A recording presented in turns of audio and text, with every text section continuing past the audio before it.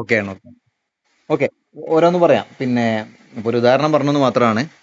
അപ്പോൾ വാല്യുബിളായ time family ആയിട്ട് spend ചെയ്യേണ്ട സമയങ്ങൾ പരമാവധി കണ്ടെത്താൻ ശ്രമിക്കുക. ഇപ്പോൾ ഭർത്താവിൻ്റെ മാത്രം പ്രശ്നമൊന്നും അല്ല ഇത്. ഇപ്പം സ്ത്രീകളാണെങ്കിലും പലപ്പോഴും മൊബൈൽ കുറച്ച് കൂടുതൽ സമയം ഉപയോഗിക്കുന്നത് പല കുടുംബങ്ങളിലും പ്രശ്നങ്ങൾ ഉണ്ടാകുന്നുണ്ട്. പിന്നെ പൊതുവെ പുരുഷൻ്റെയും സ്ത്രീയുടെയും സൈക്കോളജി മനസ്സിലാക്കുക എന്നുള്ളതാണ് കപ്പിൾ കൗൺസിലിങ്ങിലെ ഏറ്റവും പ്രധാനപ്പെട്ട ബേസിക് ആയ ഒരു കാര്യം എന്ന് പറയുന്നത്. ഓക്കെ, എൻറ്റയർലി ഡിഫറൻ്റ് ആണ് രണ്ടുപേരുടെയും മനഃശാസ്ത്രം. പുരുഷൻ ആഗ്രഹിക്കുന്നത് പോലെ ആയിക്കൊള്ളണമെന്നില്ല സ്ത്രീ ചിന്തിക്കുന്നത്. ഓക്കെ, അപ്പോൾ അതിൽ ഒരുപാട് കാര്യങ്ങളുണ്ട്. പ്രത്യേകിച്ച് പിന്നെ പുരുഷൻ്റെയും സ്ത്രീയുടെയും സൈക്കോളജി പ്രധാനപ്പെട്ട കാര്യങ്ങളിൽ തന്നെ ഡിഫറൻ്റ് എന്ന് പറഞ്ഞു കഴിഞ്ഞാൽ, സ്ത്രീകൾ കുറേ സംസാരിക്കുന്ന ആളുകളാണ്. അവർക്ക് ഒരുപാട് സംസാരിക്കാൻ ആഗ്രഹിക്കുന്നവരാണ്. പുരുഷനെ സംബന്ധിച്ചിടത്തോളം പുരുഷന്മാർ വളരെ കുറച്ച് സംസാരിക്കുന്ന ആളുകളാണ്. അപ്പോൾ അത് ഒന്നാമത് നമ്മളൊരു കൗൺസിലർ ആണെങ്കിൽ, അല്ലെങ്കിൽ ഒരു സൈക്കോളജി പഠിക്കുമ്പോൾ ഏറ്റവും ബേസിക് ആയിട്ട് മനസ്സിലാക്കേണ്ട ഒരു കാര്യമാണ്, പ്രത്യേകിച്ച് ഫാമിലി അല്ലെങ്കിൽ കപ്പിൾ കൗൺസിലിങ്ങിലൊക്കെ സ്ത്രീ പുരുഷ സൈക്കോളജി എന്ന് പറയുന്നത്. നമ്മൾ ചിന്തിക്കുന്നതായിരിക്കില്ല നേരെ ഓപ്പോസിറ്റ് ജെൻഡറിന് ഓപ്പോസിറ്റ് ക്യാരക്ടർ ആയിരിക്കും. അപ്പോൾ അതിൻ്റെ സൈക്കോളജി മനസ്സിലാക്കുക എന്നുള്ളതാണ് ഏറ്റവും പ്രധാനപ്പെട്ടത്. ഇപ്പോൾ പുരുഷന്മാരുടെ കാര്യത്തിൽ പലരും വന്ന് പറയുന്ന കാര്യം, എന്ത് പറഞ്ഞു കഴിഞ്ഞാലും പ്രതികരിക്കില്ല എന്ന് പറയും. അതൊരു പുരുഷൻ്റെ ഒരു സൈക്കോളജിയാണ്. പൊതുവേ പുരുഷൻ സംസാരം കുറവായിരിക്കും. ഞാൻ പുരുഷന്മാരുടെ ഭാഗത്തു നിന്ന് ന്യായീകരിച്ച് പറയല്ല. പൊതുവെ പുരുഷന്മാരുടെ സംസാരം വളരെ കുറവായിരിക്കും. സ്ത്രീകളാണെങ്കിൽ ഒരുപാട് സംസാരിക്കുന്ന ആളുകളായിരിക്കും. അവർ വിശദീകരിച്ച് സംസാരിക്കാനായിരിക്കും ആഗ്രഹം. ഇപ്പോൾ ഒരു ഉദാഹരണത്തിന് ഫോണിൻ്റെ ഉപയോഗം, ഫോൺ കോൾ ചെയ്യുന്നത് പലപ്പോഴും സ്ത്രീകൾ കോൾ ചെയ്യുന്നത് കുറേ വിശേഷങ്ങൾ ചോദിക്കാനും മറ്റുമൊക്കെ ആയിരിക്കും. പക്ഷെ പുരുഷന്മാർ പൊതുവെ ഫോൺ ചെയ്യുന്നത് വിശേഷങ്ങൾ അറിയാനല്ല, പ്രധാനപ്പെട്ട കണ്ടന്റ് അറിയാൻ വേണ്ടിയിട്ടായിരിക്കും. അപ്പോൾ അത് പൊതുവെ അങ്ങനെയാണ്, അല്ലേ? ഏ അതെന്താ അങ്ങനെയെന്നോ? അത് ആ ആണ്, അത് അത് പുരുഷ സ്ത്രീ സൈക്കോളജിയാണ്. പുരുഷന്മാർ കുറച്ച് കാര്യങ്ങൾ മാത്രം സംസാരിക്കും. ഇപ്പം പിന്നെ നിങ്ങൾക്ക് ഒരുപാട് പരാതികൾ പറയാനുണ്ട്. സ്ത്രീകൾക്ക് ഭർത്താക്കന്മാരോട് ഒരുപാട് പരാതി പറയാനുണ്ടാവും, പരിഭവങ്ങൾ പറയാനുണ്ടാവും. പക്ഷെ അതിനൊന്നും നല്ലൊരു റെസ്പോൺസ് പോലും ഭർത്താവിൻ്റെ ഭാഗത്ത് നിന്ന് അവർ കേൾക്കുന്നുണ്ടാവും, സമ്മതിക്കുന്നുണ്ടാവും. പക്ഷേ അതിങ്ങനെ കാര്യങ്ങൾ പറഞ്ഞു തരുമ്പോൾ ഒന്നിങ്ങനെ കേൾക്കുക എന്നല്ലാതെ, നമ്മൾ സ്ത്രീകൾ പറയുന്ന പോലെ തന്നെ പറയുന്നവരായിക്കൊള്ളണമെന്നില്ല ഭർത്താക്കന്മാർ. പുരുഷ സൈക്കോളജിയാണ്, പുരുഷൻ്റെ ക്യാരക്ടർ അങ്ങനെയാണ്. അപ്പോൾ അവരതിൽ ഇപ്പോൾ സ്ത്രീ പുരുഷനായ കാര്യം പറയാറുണ്ട്. എന്താണ്, നമ്മൾ ഈ ഇടിയപ്പമൊക്കെ ഉണ്ടാക്കുമ്പോൾ അമർത്തി പിടിച്ച് ഞെക്കിക്കഴിഞ്ഞാൽ ഒരു അല്പം പുറത്തേക്ക് വരുന്ന പോലെ വളരെ കുറച്ചേ എന്ത് ചെയ്യുള്ളൂ പുരുഷൻ പൊതുവെ സംസാരിക്കാറുള്ളൂ. എന്നാൽ സ്ത്രീകൾക്ക് ഒരുപാട് കാര്യങ്ങൾ പറയാനുണ്ടാവും. അപ്പോൾ നിങ്ങളോടാണോ പറഞ്ഞതെന്ന് എനിക്ക് ഓർമ്മയില്ല. ഞാനൊരു ഉദാഹരണം പറയാം. എൻ്റെ പെങ്ങളൊരു കുട്ടിയുടെ ഒരു ഹോസ്പിറ്റൽ കേസ് ഉണ്ടായിരുന്നു. ഞങ്ങളോടാണോ പറഞ്ഞത്? അല്ലാന്ന് വിചാരിക്കുന്നു. ഒരു അല്ലല്ലോ അല്ലേ, ഒരു ഹോസ്പിറ്റൽ കേസ് ഉണ്ടായിരുന്നു. അപ്പം ഹോസ്പിറ്റൽ കേസുമായിട്ട് ബന്ധപ്പെട്ട് പെങ്ങളെന്ന് പറഞ്ഞു കഴിഞ്ഞാൽ അല്ല, ഓക്കെ. പിന്നെ ഉമ്മയുടെ അനിയത്തിയുടെ മൂന്നാമത്തെ അനിയത്തിയുടെ മക്കളൊക്കെയാണ്. അപ്പോൾ അവർ പിന്നെ കുട്ടിയെ ഹോസ്പിറ്റലിൽ അഡ്മിറ്റ് ആക്കി. കുട്ടിക്ക് എന്തോ നിർഭാഗ്യവശാൽ അവർ പ്രതീക്ഷിച്ചതിനേക്കാൾ കൂടുതൽ കുറച്ച് കോംപ്ലിക്കേറ്റഡ് ആയി. പക്ഷേ പിന്നെ റിക്കവർ ആയിട്ടോ. അപ്പോൾ അത് അവർ പറയുന്നത് ഡോക്ടറുടെ പിഴവാണെന്നാണ് പറയുന്നത്. അങ്ങനെ ഞങ്ങളെല്ലാം ഇങ്ങനെ കാണാൻ പോയ സമയത്ത് ഈ കുട്ടിയുടെ പിന്നെ അതായത് ഈ പെങ്ങളുടെ ഭർത്താവിൻ്റെ ഉമ്മയും അവിടെ ഉണ്ട്. അപ്പോൾ ഞങ്ങളിങ്ങനെ പോയ സമയത്ത് അവർക്കത് ഞങ്ങളോട് പറഞ്ഞു തരണം, എന്താ സംഭവം എന്ന് പറഞ്ഞു തരണം. ആകാംക്ഷ ഇങ്ങനെ വിശദീകരിച്ച് പറഞ്ഞു തരികയാണ്. അപ്പോൾ ഞങ്ങളിങ്ങനെ പോയി അവിടെ ഇരിക്കുന്ന സമയത്ത് എന്താ വിഷയം എന്ന് ചോദിച്ചപ്പോൾ അവർ പറയാൻ വേണ്ടിയിട്ട് മുൻകൈ എടുത്ത് പറയാണ്. അതായത് വീട്ടിൽ നിന്ന് കുട്ടിയെ ഹോസ്പിറ്റലിലേക്ക് കൊണ്ടുവന്നത് മുതൽ, അതായത് തുടക്കം അസുഖം മുതൽ പിന്നെ പറഞ്ഞു വരികയാണ്, കുറേ പറയാണ്. അതിൽ വണ്ടി കയറിയ കാര്യം പറയുന്നുണ്ട്, ഹോസ്പിറ്റലിൽ എത്തിയ കാര്യം പറയുന്നുണ്ട്, ഹോസ്പിറ്റലിൽ എത്തിയിട്ട് വന്ന് പിന്നെ ഹോസ്പിറ്റലുകാർ റൂമിലേക്ക് എടുത്ത കാര്യം പറയുന്നുണ്ട്, ഡോക്ടറെ പറയുന്നുണ്ട്. പറഞ്ഞ് കണ്ടന്റിലേക്ക് എത്തുന്നില്ല. അവരോട് നമുക്ക് എന്താണ് വിഷയം എന്നിങ്ങനെ ചോദിക്കുന്നുണ്ടെങ്കിൽ പോലും കണ്ടന്റിലേക്ക് ഇങ്ങോട്ട് വരുന്നില്ല. അപ്പോൾ അതിൻ്റെ ഇടയ്ക്ക് അവരെ കയ്യിൽ പിടിച്ചിട്ട് പെട്ടെന്ന് പറഞ്ഞു, മതി നിങ്ങൾ പറയണ്ട, ബാക്കി ഞാൻ പറഞ്ഞു കൊടുത്തോളാം. അതിന് പെട്ടെന്ന് കാര്യങ്ങൾ പറഞ്ഞു. അതായത് വളരെ സിമ്പിളായിട്ട് എന്താ സംഭവിച്ചതെന്നുള്ള കണ്ടന്റിലേക്ക് എത്തുക എന്നുള്ളതാണുള്ള വിഷയം. പെട്ടെന്ന് കാര്യങ്ങൾ പറഞ്ഞു, അത് ക്ലോസ് ആയി. അപ്പോൾ അത് രണ്ട് ആറ്റിറ്റ്യൂഡാണ് പിന്നെ ഒരു വിഷയത്തെ സമീപിക്കുന്നതിൽ. അപ്പോൾ അത് മനസ്സിലാക്കുക എന്നുള്ളത്, സ്ത്രീ ഒരുപാട് സംസാരിക്കാൻ ആഗ്രഹിക്കുന്നവരാണെങ്കിൽ പുരുഷൻ മനസ്സിലാക്കണം അവരുടെ ഒരു ക്യാരക്ടർ അങ്ങനെയാണ്. പുരുഷന്മാർ കുറേ സംസാരിക്കാത്ത ആളാണെങ്കിൽ സ്ത്രീ മനസ്സിലാക്കണം പുരുഷൻ്റെ ക്യാരക്ടർ എന്താണ്, ഒരു സൈക്കോളജി ഇങ്ങനെയാണ്. പിന്നെ പുരുഷനും സ്ത്രീയെയും സംബന്ധിച്ചിടത്തോളം വേറെയും കുറേ വ്യത്യാസങ്ങളുണ്ട്. നിങ്ങൾ ഒരു ഒരു കോഴിക്കോട് ബീച്ചിൽ നിങ്ങൾ പോവാണ്. ബീച്ചിൽ പോയിട്ട് ഒറ്റക്ക് ബീച്ചിൽ വരുന്ന പുരുഷന്മാരിൽ ഭൂരിഭാഗം ആളുകളും എന്തെങ്കിലും ഒരു ടെൻഷൻ കൊണ്ടുവരുന്നതായിരിക്കും. ഒറ്റക്ക് വരുന്നവർ ഭൂരിഭാഗം ആളുകളും അവർ ചിലപ്പോൾ എന്തെങ്കിലും ടെൻഷൻ തീർക്കാൻ വേണ്ടിയിട്ടോ, ചിലപ്പം ബിസിനസ് പൊട്ടിയിട്ട് അതിൻ്റെ വിഷമം മാറ്റാൻ വേണ്ടിയിട്ടോ, അല്ലെങ്കിൽ മറ്റെന്തെങ്കിലും വിഷമം കൊണ്ടൊക്കെ ആയിരിക്കും അവിടെ വരുന്നത്. അത് അവർ ബീച്ചിൽ വന്നിങ്ങനെ നടക്കുമ്പോൾ, വൈകുന്നേരം കാറ്റും കൊണ്ട് ഇങ്ങനെ നടക്കുമ്പോൾ അവരുടെ കുറേ പ്രശ്നങ്ങൾ തീരും. അപ്പോൾ അതെ, പക്ഷേ പൊതുവേ ടെൻഷൻ മാറ്റാൻ വേണ്ടിയിട്ട് ബീച്ചിലേക്ക് പോകുന്ന സ്ത്രീകൾ വളരെ കുറവായിരിക്കും. എന്താ നിങ്ങളുടെ അഭിപ്രായം?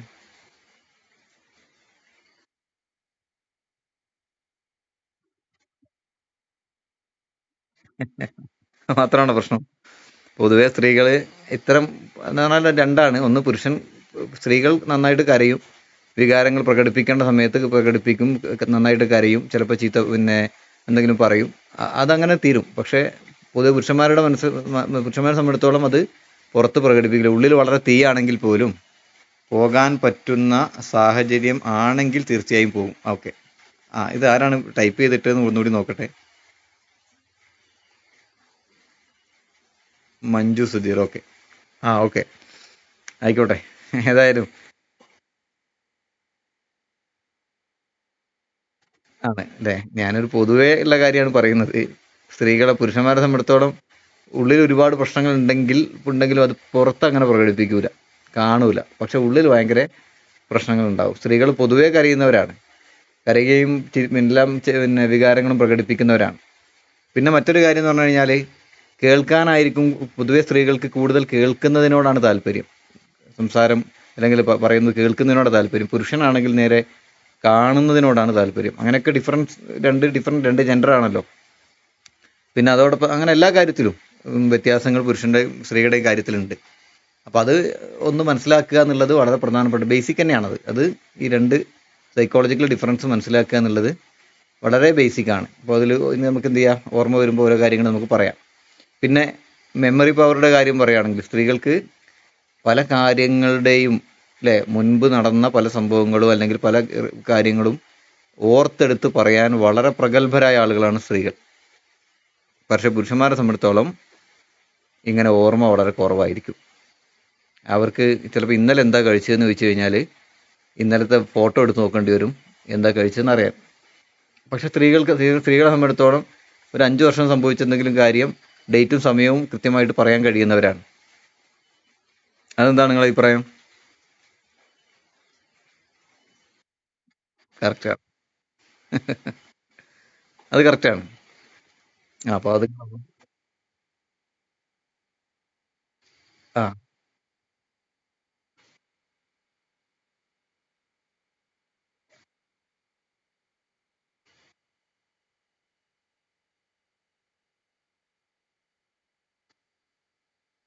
പറയും.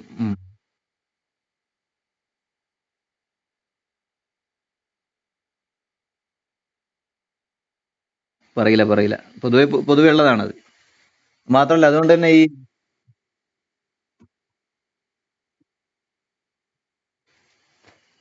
ഈ സ്ത്രീ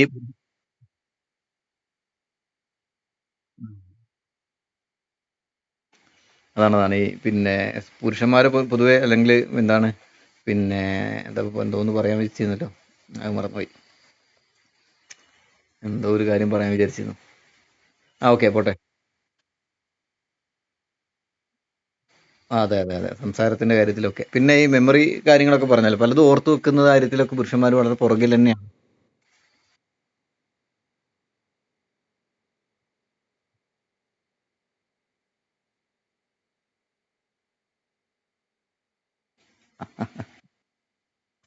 ഒന്നാമത് എന്ന് പറഞ്ഞു കഴിഞ്ഞാൽ കുറെയൊക്കെ മറ്റു കാര്യങ്ങളിലേക്ക് മുഴുകുന്നത് കൊണ്ടാണ്.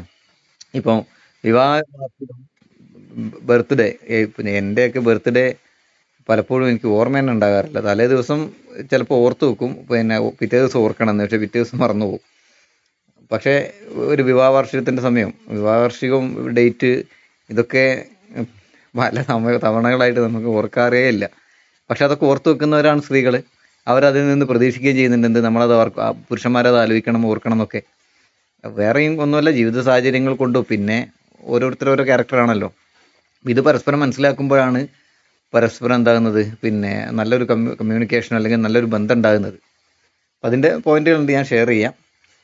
പിന്നെ എന്തായാലും ഫാമിലിയിലെ പ്രശ്നങ്ങൾ ഉണ്ടാവും. ആ പ്രശ്നങ്ങൾക്ക് അതിനൊരു എന്താണ് കോപ്പിംഗ് മെക്കാനിസം, നല്ല രീതിയിലുള്ള പിന്നെ സൊല്യൂഷൻ കണ്ടെത്തി കൊടുക്കുക എന്നുള്ളതും നല്ലൊരു കൗൺസിലറുടെ ഭാഗമാണ്. പ്രശ്നങ്ങൾ ഉണ്ടാകുന്ന സമയത്ത് പരമാവധി പോസിറ്റീവ് വൈബിലേക്ക് കൊണ്ടുവരിക എന്നുള്ളത്. ഇപ്പം പണ്ട് നസറുദ്ദീൻ ഹോജയുടെ ഒരു കഥ വായിച്ചതിൽ പിന്നെ ഹോജയോട് ഒരാൾ ചോദിക്കുന്നുണ്ട്, എന്താ ഹോജ നിങ്ങളുടെ വീട്ടിൽ ഇന്നലെ എന്താ സംഭവിച്ചതെന്ന് ചോദിക്കുന്നുണ്ട്. ഹോജ പറയുന്നത്, ഞാനും എൻ്റെ ഭാര്യയും തമ്മിൽ കുറച്ച് പ്രശ്നം ഉണ്ടായതാണ്. അപ്പോൾ ഹോജയോട് ചോദിക്കാണ്, പ്രശ്നം ഉണ്ടായത് എന്താ, ശരിക്കും എന്താ സംഭവിച്ചതെന്ന് ചോദിച്ചപ്പോൾ പറഞ്ഞു, അവൾ എൻ്റെ ജുബ്ബ എടുത്ത് പുറത്തേക്ക് ഇട്ടതാണെന്ന് പറഞ്ഞു. അപ്പോൾ അയാൾ ചോദിച്ചു, ഒരു ജുബ്ബ എടുത്ത് പുറത്തേക്ക് ഇട്ടപ്പോൾ ഇത്രയും വലിയ ശബ്ദമെന്ന് ചോദിച്ചു. അപ്പോൾ അയാൾ പറഞ്ഞു, അത് ജുബ്ബയുടെ ഉള്ളിൽ ഞാനും ഉണ്ടായിരുന്നു എന്ന്.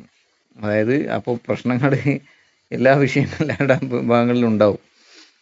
അപ്പം അതിന് സോൾവ് ചെയ്യാന്നുള്ളത്, അതിൽ കുറേയൊക്കെ നമുക്ക് കമ്മ്യൂണിക്കേഷൻ കൊണ്ട് എന്ത് ചെയ്യാൻ പറ്റും, നന്നാക്കി എടുക്കാൻ പറ്റും. ബാക്കിയുള്ളത് നല്ലൊരു കൗൺസിലർ സമീപിക്കേണ്ട കേസ് വരികയാണെങ്കിൽ കൗൺസിലർ സമീപിക്കേണ്ടി വരും.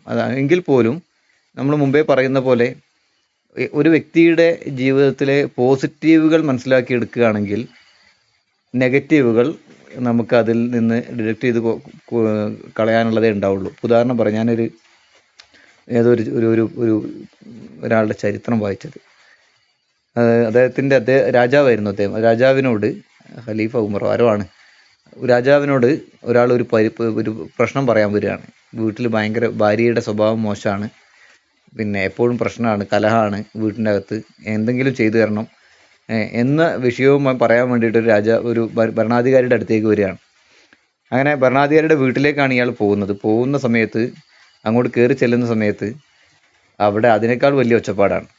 അപ്പോൾ ഇയാൾ തിരിച്ചു വന്നു. അങ്ങനെ പിന്നെ ഈ ഭരണാധികാരിയോട് ചോദിച്ചു, നിങ്ങളെങ്ങനെയാണ്, ഞാൻ ഈ വിഷയം പറയാൻ വേണ്ടിയിട്ടാണ് നിങ്ങളുടെ അടുത്തേക്ക് വന്നത്, അതിനേക്കാൾ വലിയ പ്രശ്നമാണല്ലോ നിങ്ങളുടെ വീട്ടിൽ എന്ന് പറഞ്ഞപ്പോൾ നിങ്ങൾ എങ്ങനെയാണ് ഇത് കൈകാര്യം ചെയ്യുന്നതെന്ന് ചോദിച്ചപ്പോൾ അദ്ദേഹം പറഞ്ഞത്, ഞാനൊന്നും എത്ര പറഞ്ഞു കഴിഞ്ഞാൽ ഞാൻ മിണ്ടാതിരിക്കലാണ് പതിവ്. കാരണം എനിക്ക് അവളുടെ ഭാഗത്തു നിന്ന് ഉണ്ടാകുന്ന നെഗറ്റീവ് ക്യാരക്ടറിനേക്കാൾ എത്രയോ കൂടുതൽ പോസിറ്റീവ് അവൾ എനിക്ക് ചെയ്തു തരുന്നുണ്ട്, പോസിറ്റീവ് അവളുടെ ഭാഗത്തു നിന്ന് ഉണ്ടാകുന്നുണ്ട്. പിന്നെ ഞാൻ എന്തിനാണ് വളരെ കുറച്ചുള്ള ഈ നെഗറ്റീവ് മാത്രം കാണുന്നത്. ഓക്കെ, ഇത് പിന്നെ ഒരാളുടെ ഭാഗത്ത് മാത്രമല്ല, രണ്ട് ഭാഗത്തും ചിന്തിക്കേണ്ട ഒരു കാര്യമാണ്. പിന്നെ നെഗറ്റീവുകൾ മാത്രം നമ്മൾ മനസ്സിലേക്ക് കൂടുതൽ വരുന്നത് കൊണ്ടാണ് പലപ്പോഴും ഇത്തരം പ്രശ്നങ്ങൾക്ക് നമുക്ക് കൈകാര്യം ചെയ്യാൻ പറ്റാതാകുന്നത്. ഓക്കെ, ഇനി നമുക്ക് എന്ത് ചെയ്യാം, നോട്ട് ഷെയർ ചെയ്യാം. അതിൻ്റെ ഭാഗമായിട്ട് നമുക്ക് പറയുന്ന കാര്യങ്ങൾ എന്ത് ചെയ്യാം, ഓർമ്മയിലുള്ളതൊക്കെ നമുക്ക് അങ്ങനെ പറയാം. Okay, ready? Okay, yes.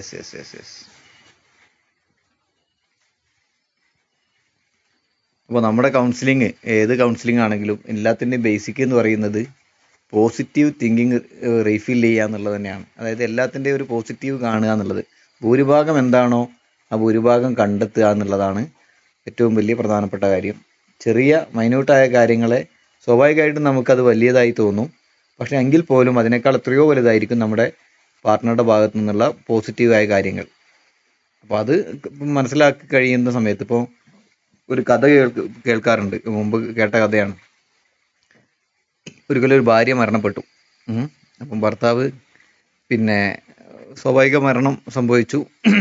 അങ്ങനെ മൃതദേഹം ഇങ്ങനെ കൊണ്ടുപോകുന്ന സമയത്ത് ഒരാൾ മൃതദേഹം പിടിച്ചു പോകുന്ന സമയത്ത് അവരുടെ കാല് ഒരു മരത്തിൻ്റെ വേരിൽ തട്ടി. അപ്പം പെട്ടെന്ന് ഭാര്യ എന്താണ് ഈ മൃതദേഹം പിടിച്ചുകൊണ്ടിരിക്കുന്ന കട്ടിൽ നിലത്ത് വീണു. ആ വീഴ്ചയിൽ ഭാര്യ ജീവിച്ചു. ഭാര്യ പെട്ടെന്ന് കണ്ണു തുറന്നു. അപ്പം അവൾ മരിച്ചിട്ടുണ്ടായിരുന്നില്ല. അങ്ങനെ എല്ലാവരും അത്ഭുതത്തോടു കൂടി ഭയങ്കര സന്തോഷമായി. അങ്ങനെ കുറച്ച് വർഷങ്ങൾ കഴിഞ്ഞ് ഭാര്യ സ്വാഭാവിക മരണം സംഭവിച്ചു. അങ്ങനെ ഇതേപോലെ തന്നെ ആളുകൾ പിടിച്ചു കൊണ്ടുപോകുന്ന സമയത്ത് മുമ്പിൽ നിന്ന് ഭർത്താവ് പറഞ്ഞു, അവിടെ ഒരു ശ്രദ്ധിക്കണം, അവിടെ ഒരു വേരുണ്ട് എന്ന്. അപ്പോൾ ഇങ്ങനത്തെ ഒരു കഥയുണ്ട്. അപ്പോൾ നിങ്ങൾക്ക് ഭർത്താവ് ഇങ്ങനെ പെട്ടെന്നൊരു മുൻകൂർ ജാമ്യം കൊടുത്താണ്, ഇങ്ങനെ സംഭവം ഉണ്ട്, ഇനി ശ്രദ്ധിക്കണം എന്നുള്ളത്. അപ്പോൾ ഇത് പൊതുവെ പുരുഷന്മാരുണ്ടാക്കുന്ന കഥകളായതുകൊണ്ടാണ് ഇത്തരം കഥകൾ പറയുന്നത്. സ്ത്രീകൾ അങ്ങനെ കൂടുതൽ ഫലിതങ്ങളും കാര്യങ്ങളും ഉണ്ടാക്കാത്തത് കൊണ്ട് അത്തരം കഥകൾ പുറത്തേക്ക് വരാറില്ല. എങ്കിൽ പോലും ശരിക്കും ഒരു ഭർത്താവിനെ സംബന്ധിച്ചിടത്തോളം ഒരു ഭാര്യയുടെ കൂടെ ജീവിക്കുന്ന ഭർത്താവാണെങ്കിൽ അയാൾക്ക് ആ ഭാര്യയുടെ ത്യാഗങ്ങൾ കാണുമ്പോൾ തന്നെ, കണ്ടു കഴിഞ്ഞാൽ തന്നെ എത്രയോ ക്ഷമിക്കാനും സഹിക്കാനും അയാൾക്ക് കഴിയും. ഏത് ഏറ്റവും പ്രധാനപ്പെട്ടത് ഭാര്യയെ മനസ്സിലാക്കുകയാണെങ്കിൽ, പ്രധാനമായിട്ടും നമുക്ക് പലപ്പോഴും തോന്നാറുണ്ട് എന്താണ് അവളുടെ സ്വഭാവം മോശമാണ്, അവളുടെ പിന്നെ ഈ രീതി മോശമാണെന്നൊക്കെ. പക്ഷേ ഒരു ഭാര്യ സഹിക്കുന്ന ത്യാഗം ഭർത്താവ് മനസ്സിലാക്കി കഴിഞ്ഞാൽ ആ ഭാര്യയെ അയാൾ അളവറ്റ് സ്നേഹിക്കും. ഏറ്റവും പ്രധാനപ്പെട്ടത് ഒരു പ്രഗ്നൻസി പീരീഡിൽ, ഒരു 3-ാമത്തെ മാസം അല്ലെങ്കിൽ 2-ാമത്തെ മാസം മുതൽ ഭാര്യയുടെ കൂടെ തന്നെയുള്ള ഭർത്താവാണെങ്കിൽ അവരുടെ ആ പ്രഗ്നൻസി സമയങ്ങളിൽ ഒരു ഭാര്യ അനുഭവിക്കുന്ന എല്ലാ രീതിയിലുമുള്ള മാനസിക ശാരീരിക വിഷമങ്ങൾ കൂടെ നിന്ന് ഭർത്താവ് മനസ്സിലാക്കുകയാണെങ്കിൽ ഒരിക്കൽ പോലും പിന്നീട് ആ ഭർത്താവിന് ഭാര്യയെ ചീത്ത പറയാനോ മറ്റോ കഴിയില്ല. കാരണം അത്രയും വലിയൊരു ത്യാഗമാണ് ആ 10 മാസം അവർ സഹിക്കുന്നത്. ഇനി 10 മാസം കഴിഞ്ഞിട്ടാണെങ്കിലും അടുത്ത ഒരു 3 വയസ്സ് വരെയെങ്കിലും, കുട്ടിക്ക് ഒരു 3 വയസ്സാകുന്നത് വരെയെങ്കിലുമുള്ള ഒരു സമയം ഭാര്യയുടെ സഹനം എന്ന് പറയുന്നത് വളരെ വലുതാണ്. പ്രത്യേകിച്ച് ഈ പ്രഗ്നൻസി പീരീഡിലൊക്കെ അതൊക്കെ കണ്ടു കഴിഞ്ഞാൽ തിരിഞ്ഞു കിടക്കാൻ കഴിയില്ല, കമന്ന് കിടക്കാൻ കഴിയില്ല, നേരെ കിടക്കാൻ കഴിയില്ല, കാലിന് വേദന, പിന്നെ നടക്കാൻ കഴിയില്ല, അങ്ങനെ ഓരോ പ്രശ്നങ്ങൾ അനുഭവിക്കുന്നവരാണല്ലോ. അപ്പോൾ ഇത് കൃത്യമായിട്ട് കാണുന്ന ഒരാളെ സംബന്ധിച്ചിടത്തോളം അയാൾക്ക് മനസ്സിൽ പിന്നെ ഭാര്യയെ മനസ്സിലാക്കാൻ കഴിയും. അപ്പോൾ ഇത് കൂടെ ജീവിക്കുമ്പോൾ രണ്ടുപേരുടെയും, ഇനി അതേപോലെ തന്നെയാണ് ഭർത്താവിൻ്റെ കാര്യവും. ഇപ്പോൾ ഭർത്താക്കന്മാരുടെ പലപ്പോഴും ഗൾഫിലൊക്കെ ഉള്ള ഭർത്താവ് പിന്നെ പലപ്പോഴും പല ഭാര്യമാർക്കും എന്താണ് പണം അയച്ചു കൊടുക്കുന്നൊരു മെഷീൻ മാത്രമാണ്. മക്കൾക്കും അതെ പലപ്പോഴും. അത് അത്തരം കുടുംബങ്ങളൊക്കെ ഉണ്ട്. ഇപ്പോഴൊക്കെ കുറവായതുകൊണ്ടാണ്. പണ്ട് കാലത്തൊക്കെ അത്തരം പിന്നെ സ്ഥിരം കഥകൾ ഇഷ്ടംപോലെ കേൾക്കാറുണ്ട്. അപ്പം അത് ഭർത്താവിൻ്റെ ജോലി എങ്ങനെയാണ്, അതിൻ്റെ സ്വഭാവം എന്താണ് എന്നൊക്കെ ചില ഭർത്താക്കന്മാരെ കണ്ടില്ലേ ഭാര്യമാരെ ഗൾഫിലേക്ക് കൊണ്ടുപോകാറുണ്ട്. കൊണ്ടുപോകുന്നത് എന്തിനാന്ന് വെച്ച് കഴിഞ്ഞാൽ, ഇപ്പോൾ എൻ്റെ ഒരു സുഹൃത്ത്, കണ്ണൂരിലുള്ള എൻ്റെ ഒരു സുഹൃത്തുണ്ട്. അപ്പോൾ അദ്ദേഹം കുറച്ച് പ്രായമുണ്ട്. അപ്പോൾ അദ്ദേഹം എന്നോട് ഇങ്ങനെ പറഞ്ഞാണ്, ഞാൻ കുറേ വർഷങ്ങൾ 13-14 വർഷം ഗൾഫിൽ നിന്നു. എപ്പോഴും ഭാര്യ പറയും പോകണം എന്നെയും കൂടി കൊണ്ടുപോകണം എന്നുള്ളത്. അപ്പോൾ അങ്ങനെ ഒരിക്കൽ അയാൾ തീരുമാനിച്ചു എന്തായാലും കൊണ്ടുപോകണം എന്നുള്ളത്. അങ്ങനെ കൊണ്ടുപോയി കഴിഞ്ഞു. അപ്പോൾ അതുവരെ ഭാര്യ വിചാരിച്ചിരുന്നത് അവിടെ ഫ്ലാറ്റിലാണ്, സിംഗിൾ റൂമാണ്, വളരെ ഹാപ്പി ലൈഫാണ്. കാരണം ഗൾഫിലുള്ള ഒരു പണ്ടൊക്കെ ഫോട്ടോ ഒക്കെ ഇടുന്നത് ബുർജ് ഖലീഫ, പിന്നെ വലിയ ഈന്തപ്പന മരത്തിൻ്റെ ചോട്ടിലും വലിയ റോൾസ് റോയ്സ് കാറിൻ്റെ മുമ്പിലൊക്കെ ഫോട്ടോ എടുത്തിട്ടാണ്. കാറും ഈത്തപ്പനയൊക്കെ അറബീൻ്റെതായിരിക്കും, ഫോട്ടോ മാത്രമായിരിക്കും നമ്മുടെ, ശരീരം മാത്രമായിരിക്കും നമ്മുടേത്. അപ്പോൾ ഇത്തരം ഫോട്ടോകളൊക്കെ ഇടുമ്പോൾ പിന്നെ നാട്ടിലേക്ക് അയക്കുന്ന സമയത്ത് പലരും ധാരണ അതിൻ്റെയൊക്കെ മുതലാളി ഇയാളാണെന്നാണ്. പലപ്പോഴും കുറച്ചെങ്കിലും ഭാര്യയും അല്ലെങ്കിൽ വീട്ടുകാരും വിചാരിക്കും ഇയാൾക്ക് അത്യാവശ്യം പൈസ ഉണ്ട്, കുറച്ചാണ് ഇവിടേക്ക് അയക്കുന്നത് എന്നൊക്കെ ഉള്ളത്. അങ്ങനെ ഇയാൾ പറഞ്ഞു, ഞാൻ 14 വർഷം മറ്റേ ഗൾഫിലുണ്ടായിരുന്നു, ഞാൻ എൻ്റെ ഭാര്യയെ കൊണ്ടുപോയതിന് ശേഷമാണ് എൻ്റെ ഫാമിലി ലൈഫ് കുറച്ച് ഹാപ്പി ആയത്. കാരണം അവിടെ എത്തിക്കഴിഞ്ഞപ്പോഴാണ് ഭാര്യയ്ക്ക് യഥാർത്ഥ ജീവിതം മനസ്സിലായത്. നമ്മുടെ നാട്ടിലൊക്കെ ബംഗാളികൾ ഒരു റൂമിൽ 10 ആൾ താമസിക്കുന്ന പോലെ തന്നെയാണ് വിദേശത്ത് പല ആളുകളും താമസിക്കുന്നത്. എല്ലാവരുടെ കാര്യമല്ല, പല ആളുകളും താമസിക്കുന്നത്. വളരെ സഹനമാണ്, കഷ്ടപ്പെട്ട് ജീവിക്കുന്നവരാണ്. ഇവിടെ വന്ന് നാട്ടിൽ 2 മാസത്തെ ലീവിന് വന്ന് അത്യാവശ്യം നല്ലൊരു കാർ റെൻറ്റിനെടുത്ത് പിന്നെ നല്ല വസ്ത്രവും നല്ല ഭക്ഷണമൊക്കെ ആയി അടിപൊളിയായിട്ട് ജീവിക്കുന്ന ആൾക്ക് ഈ 2 മാസം ജീവിക്കാൻ അവിടുത്തെ 2 വർഷത്തെ അധ്വാനം ആവശ്യമുണ്ടാവും. ഇവിടെ വന്ന് തിരിച്ചു പോകുമ്പോഴേക്കും അയാൾ പലപ്പോഴും കടക്കാരനായിട്ടാണ് തിരിച്ചു പോവുക. വലിയ രീതിയിൽ വലിയ പണം കടവും ആയിട്ടാണ് അയാൾ തിരിച്ചു പോവുക, ബാധ്യതയായിട്ട്. പിന്നീട് അടുത്ത 2 കൊല്ലം കൊണ്ടായിരിക്കണം ഇപ്പോഴുള്ള ബാധ്യത തീർക്കേണ്ടി വരും. അങ്ങനെ കുറേ ബുദ്ധിമുട്ട് അനുഭവിക്കുന്നവരാണ് പല ഭർത്താക്കന്മാർ. ഗൾഫ് മാത്രമല്ല കേട്ടോ, സ്വന്തം നാട്ടിലാണെങ്കിൽ പോലും. അപ്പോൾ നമ്മൾ പൊതുവേ പറയാറുണ്ട്, നമ്മളൊരു വലിയ പിന്നെ സ്ഥലത്ത് കൂടെ ഒരു മരുഭൂമിയിലൂടെ ഇങ്ങനെ നടന്നു പോവുകയാണ്. ഇപ്പോൾ നട്ടുച്ച വെയിലാണ്, ഭയങ്കര വെയിലുകൊണ്ട്, ചൂട് കൊണ്ട് സഹിക്കാൻ കഴിയാതെ നമ്മൾ നടന്നു പോവാണ്. അങ്ങനെ നടന്നു പോകുമ്പോൾ എവിടെയെങ്കിലും ഒരു തണൽ കിട്ടിയിരുന്നെങ്കിൽ എന്ന് ആഗ്രഹിച്ച് വേദനിച്ച് നമുക്ക് ഭയങ്കരമായിട്ട് വേർത്ത് ദാഹിച്ചു വലഞ്ഞ് നമ്മൾ നടന്നു പോകുന്ന സമയത്ത് ഒരു മരം കണ്ടു കഴിഞ്ഞാൽ നമ്മുടെ മനസ്സിലുണ്ടാകുന്ന സന്തോഷം വളരെ വലുതായിരിക്കും അല്ലേ? നമ്മൾ ഓടി ആ മരത്തിൻ്റെ തണലിൽ എന്ത് ചെയ്യും? മരത്തിൻ്റെ തണലിൽ നിൽക്കും. ആ തണലിൽ നിന്ന് നമ്മുടെ സന്തോഷം, നമ്മുടെ പിന്നെ അതുവരെ അനുഭവിച്ച വലിയ നീറ്റൽ അല്ലെങ്കിൽ വലിയ പ്രയാസം നമ്മുടെ ആ മരത്തിൻ്റെ ചുവട്ടിലെത്തലോട് കൂടിയിട്ട് നമുക്ക് എന്താവും മാറിക്കിട്ടും. അങ്ങനെ ദീർഘനേരം നമ്മൾ ആ തണലിൻ്റെ ചുവട്ടിൽ നിന്ന് ആസ്വദിച്ചിട്ടാണ് പോവുക.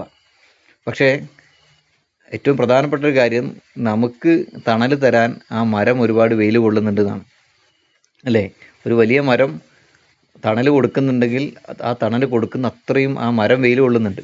അപ്പോൾ ഇത് തന്നെയാണ് രക്ഷിതാക്കളുടെ അവസ്ഥ, ഭർത്താവാണെങ്കിലും ഭാര്യയാണെങ്കിലും. അപ്പോൾ നമ്മൾ ഇന്നലെ ഫാമിലി കൗൺസിലിങ്ങിൽ നിങ്ങളോടല്ല പറഞ്ഞത്, ചൈൽഡ് കൗൺസിലിങ്ങിൻ്റെ അഡോളസെൻ്റ് കൗൺസിലിംഗ് പറയുമ്പോൾ നമ്മൾ പറഞ്ഞ വിഷയമാണ്. കുട്ടികളുടെ ഒരു സ്വഭാവ രൂപീകരണം എന്ന് പറഞ്ഞു കഴിഞ്ഞാൽ ഒരു 7 വയസ്സ് മുതൽ 14 വയസ്സ് വരെയുള്ള സമയം കുട്ടികളുടെ ഒരു സ്വഭാവ രൂപീകരണത്തിൻ്റെ സമയമാണ്. ആ സമയങ്ങളിൽ കുട്ടികൾക്ക് രക്ഷിതാക്കളെ കുറിച്ച് പറഞ്ഞു കൊടുക്കണം, രക്ഷിതാക്കളുടെ ത്യാഗമൊക്കെ പറഞ്ഞു കൊടുക്കണം. അത് മാത്രമല്ല, അത് നമ്മുടെ ജീവിതത്തിൽ മാതൃക കാണിച്ചു കൊടുക്കും വേണം. കുട്ടികൾക്ക് ഇപ്പോൾ ഒരു കുട്ടിയോട് ചോദിക്കുകയാണ്, നിനക്ക് പിന്നെ ആരാവണമെന്നാണ് ആഗ്രഹം, ആരെപ്പോലെ ആവണമെന്നാണ് ആഗ്രഹം. കുട്ടി പറയാണ്, ഒരു ആൺകുട്ടി പറയാണ്, എനിക്ക് എൻ്റെ ഫാദറിനെ പോലെ ആവണം എന്നാണ് ആഗ്രഹം എന്നൊരു കുട്ടി ആ കുട്ടിക്ക് നല്ല ബുദ്ധിയുള്ള സമയത്ത് പറഞ്ഞു കഴിഞ്ഞാൽ, അല്ലെങ്കിൽ ഒരു മെച്യൂരിറ്റി ഉള്ള സമയത്ത് ആ കുട്ടി അത് പറയുകയാണെങ്കിൽ ആ ഫാദർ ഒരു സക്സസ്ഫുൾ പേഴ്സണാണ്. ഒരു പെൺകുട്ടി പറയുകയാണ്, എൻ്റെ അമ്മയാണ് എനിക്ക് എൻ്റെ അമ്മയെ പോലെയാണ് എനിക്ക് ആവേണ്ടതെന്ന് പറഞ്ഞു കഴിഞ്ഞാൽ അമ്മ സക്സസ്ഫുൾ പേഴ്സണാണ്. അല്ലാത്തവർ ഫെയിലർ ആണെന്നൊന്നും അല്ല കേട്ടോ ഞാൻ പറഞ്ഞത്, അതൊരു നല്ല ശതമാനം. പിന്നെ ഒരു പെൺകുട്ടി കല്യാണം കഴിക്കാൻ പോവാണ്, ആരെ ഭർത്താവായി വേണമെന്ന് വെച്ച് കഴിഞ്ഞാൽ എൻ്റെ അച്ഛനെ പോലെയുള്ള ഒരു സ്വഭാവമുള്ള ഒരാളെയാണ് എനിക്ക് വേണ്ടതെന്ന് പറഞ്ഞു കഴിഞ്ഞാൽ അതൊരു ഗുഡ് സർട്ടിഫിക്കറ്റാണ്. നേരെ മറിച്ച് ആൺകുട്ടി പറയുകയാണ്, എൻ്റെ അമ്മയെ പോലെ ഒരു ഭാര്യയാണ് എനിക്ക് വേണ്ടതെന്ന് പറഞ്ഞാൽ വലിയ ഗുഡ് സർട്ടിഫിക്കറ്റാണത്. അപ്പോൾ അതുപോലെ തന്നെയാണ് അത് നമുക്ക് അവരിൽ കാണിച്ചു കൊടുക്കേണ്ട മാതൃകയാണ്. അത് കാണിക്കുമ്പോഴാണ് കുട്ടികളിൽ ആ രീതിയിൽ മാറ്റം വരിക. അതിൽ പ്രധാനമായിട്ട് പങ്കുവഹിക്കേണ്ട ആളുകൾ ഭാര്യയും ഭർത്താവുമാണ്. ഓക്കെ, അപ്പോൾ പറഞ്ഞു വന്നത് പിന്നെ നമ്മുടെ സ്ലൈഡ് ഷെയർ ചെയ്യാം. ഓക്കെ, നോക്കിക്കോളൂ.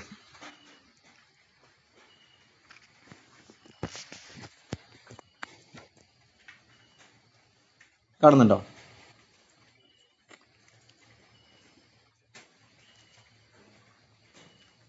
ഓക്കെ ആണോ? കാണുന്നുണ്ടോ?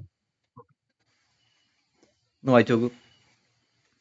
Couple counselling is a type of therapy that helps partners improve their relationship. അപ്പം ഭാര്യ ഭർത്താക്കന്മാർക്കിടയിൽ ഉണ്ടാകുന്ന ബന്ധം ഇമ്പ്രൂവ് ചെയ്യാൻ പറ്റുന്ന ഒരു തെറാപ്പിയാണ് കപ്പിൾ കൗൺസിലിംഗ് എന്ന് പറയുന്നത്. ആരാ ചെയ്യേണ്ടത്? A trained counsellor. ഒരു സെക്കൻഡ്.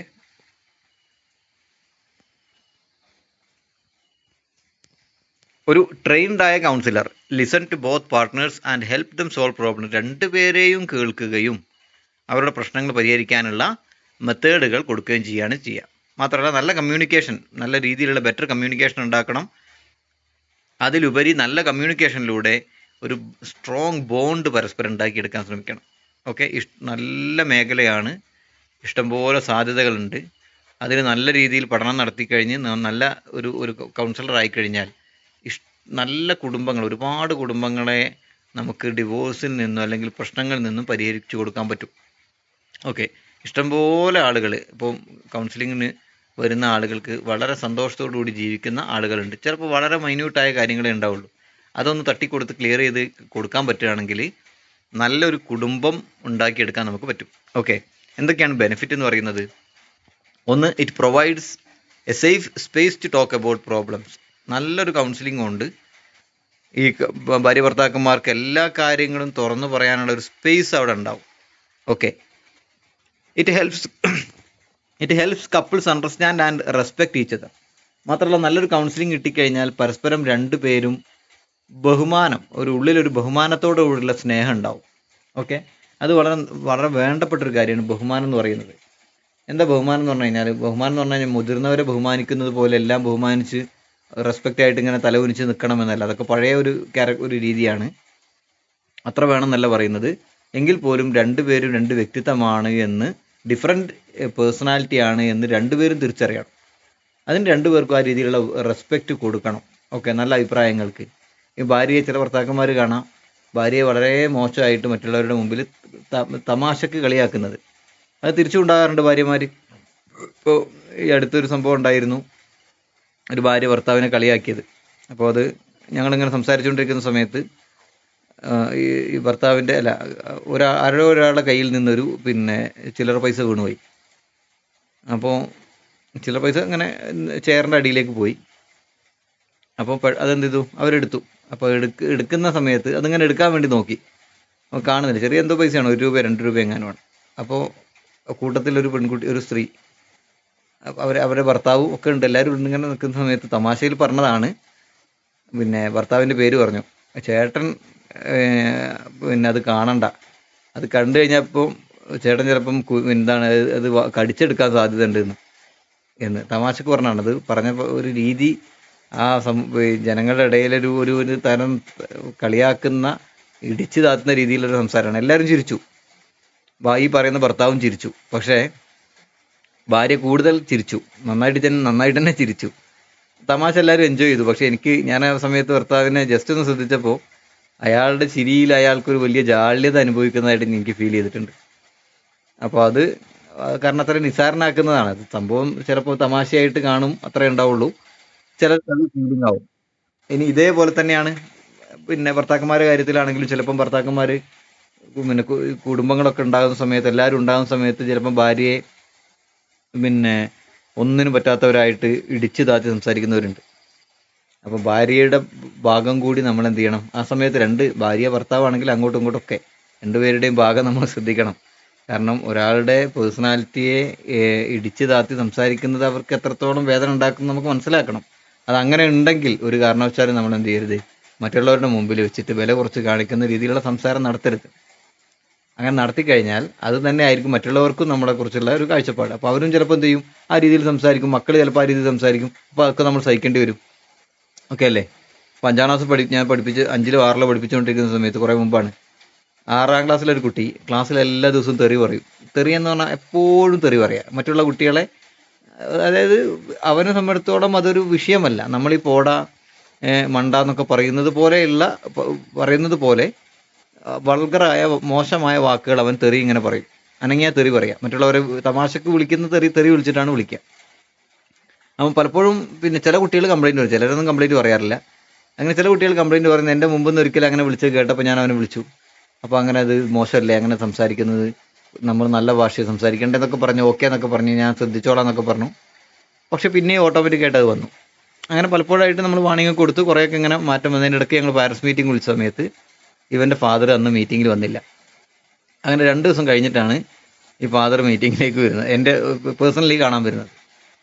അങ്ങനെ ഞാൻ ഈ കുട്ടിയുടെ കാര്യം ഇങ്ങനെ ഫാദറിനോട് പറഞ്ഞ സമയത്ത് ഫാദറിൻ്റെ എന്നോടുള്ള സംസാരം, ആ കുട്ടിയെ അഭിസംബോധന ചെയ്തിട്ടുള്ള സംസാരത്തിൽ നിന്ന് എനിക്ക് മനസ്സിലായി ഇവൻ്റെ പ്രശ്നം എവിടെയാണ്? അവനല്ല പ്രശ്നം എവിടെയാണ്? ഫാദറാണ് പ്രശ്നം. കാരണം അയാളോട് 10 മിനിറ്റ് സംസാരിച്ച സമയത്ത് എനിക്ക് അയാളുടെ സംസാരത്തിൻ്റെ രീതി മനസ്സിലായി. അയാൾ വളരെ ഇത്തരം ഇതൊക്കെ അയാളുടെ എന്താണ് നോർമൽ സംസാരമാണ് ഈ തെറി പറയലൊക്കെ. അയാൾ അത് മാത്രമല്ല, മറ്റുള്ള ചില ആളുകളെ കുറിച്ചൊക്കെ എന്നോട് പറഞ്ഞപ്പോഴൊക്കെ അവരൊക്കെ അഭിസംബോധന ചെയ്യുന്നത് ഇത്തരം വാക്കുകൾ ഉപയോഗിച്ചിട്ടാണ്. അപ്പം എനിക്ക് മനസ്സിലായി കുട്ടിയുടെ അല്ല പ്രശ്നം എന്ന്. ആരാ പ്രശ്നം ഫാദറാണ് അല്ലേ? അപ്പോൾ അവരുടെ ഭാര്യ ഭർത്താക്കന്മാർക്കിടയിൽ ഉണ്ടാകുന്ന സംസാരം, ഭർത്താവ് ഭാര്യ ആരാണെങ്കിലും അല്ലെ ഇടയിലുണ്ടാകുന്നതോ അല്ലെങ്കിൽ അവരുടെ ക്യാരക്ടർ എന്തായാലും എന്ത് ചെയ്യും? കുട്ടികളിലേക്ക് വരും. അത് നമ്മൾ പറയാറുണ്ട്. പിന്നെ എന്താണ്, അച്ഛന് എന്തെങ്കിലും അസുഖം ഉണ്ടെങ്കിൽ അത് കുട്ടികൾക്ക് ഉണ്ടാവും എന്ന് പറയാറ് പൊതുവെ പാരമ്പര്യമായിട്ട്. എല്ലാം ഒന്നുമല്ല, ചിലതൊക്കെ ഉണ്ടാകാറുണ്ട് അല്ലേ? പാരമ്പര്യമായിട്ട് അസുഖങ്ങൾ ഉണ്ടാകാറുണ്ട്, പാരമ്പര്യമായിട്ട് പിന്നെ ഇത്തരം വിഷയങ്ങൾ ഉണ്ടാകാറുണ്ട്. എന്നാൽ ഇതേപോലെ തന്നെ പാരമ്പര്യമായിട്ട് കുട്ടികൾക്ക് സ്വഭാവം ഉണ്ടാവും. അപ്പോൾ നമ്മൾ വിചാരിക്കും പിന്നെ നമ്മളിങ്ങനെ കുറേ പറഞ്ഞു കൊടുത്തുകൊണ്ട് കാര്യമില്ല. അവരെന്താണോ നമ്മളെ കൂടെ നമ്മൾ ചെയ്യുന്നതാണ് മക്കൾ കാണുക. ഭാര്യയും ഭർത്താവും ചെയ്യുന്നത് അല്ലെങ്കിൽ അച്ഛനും അമ്മയും ചെയ്യുന്നതാണ് മക്കൾ കാണുക. അത് കണ്ടു കഴിഞ്ഞാൽ അവരെന്ത് ചെയ്യും? അത് അതേപോലെ ഇമിറ്റേറ്റ് ചെയ്യും. അപ്പോൾ സാധാരണ ഞങ്ങൾ ട്രെയിനിങ് ക്ലാസ്സിലൊക്കെ നമുക്ക് പിന്നെ ഒരു പ്രാക്ടീസ് ചെയ്യിപ്പിക്കാറുണ്ട്. നമ്മുടെ ചൂണ്ടുവിരൽ എടുത്ത് ഇങ്ങനെ ഫ്രണ്ടിലേക്ക് വെക്കാൻ പറയും എല്ലാവരോടും. അങ്ങനെ ചൂണ്ടുവിരൽ ഇങ്ങനെ കാണിച്ച് ട്രെയിനർ പറയും, അല്ലെങ്കിൽ ഇത് പറയുന്ന ആൾ പറയും, ഞാൻ ചെയ്യുന്നത് പോലെ ആണ് ചെയ്യേണ്ടത്, അല്ല ഞാൻ പറയുന്നത് പോലെയാണ് ചെയ്യേണ്ടത് എന്ന് പറഞ്ഞിട്ട് എന്ത് ചെയ്യും? അദ്ദേഹം എങ്ങനെ പറയും. എന്നിട്ട് ചൂണ്ടുവിരൽ ആദ്യം പിന്നെ എല്ലാവരും സ്വന്തം ചൂണ്ടുവിരൽ നിങ്ങളുടെ താടിയിൽ തൊടൂ എന്ന് പറഞ്ഞിട്ട് അയാൾ മൂക്കിൽ തൊടും. അപ്പോൾ എല്ലാവരും അദ്ദേഹം മൂക്ക് തൊടുന്ന കണ്ടിട്ട് എന്ത് ചെയ്യും? ആരും താടിയിൽ തൊടൂല, എല്ലാവരും മൂക്കിലേക്കാണ് തൊടുക.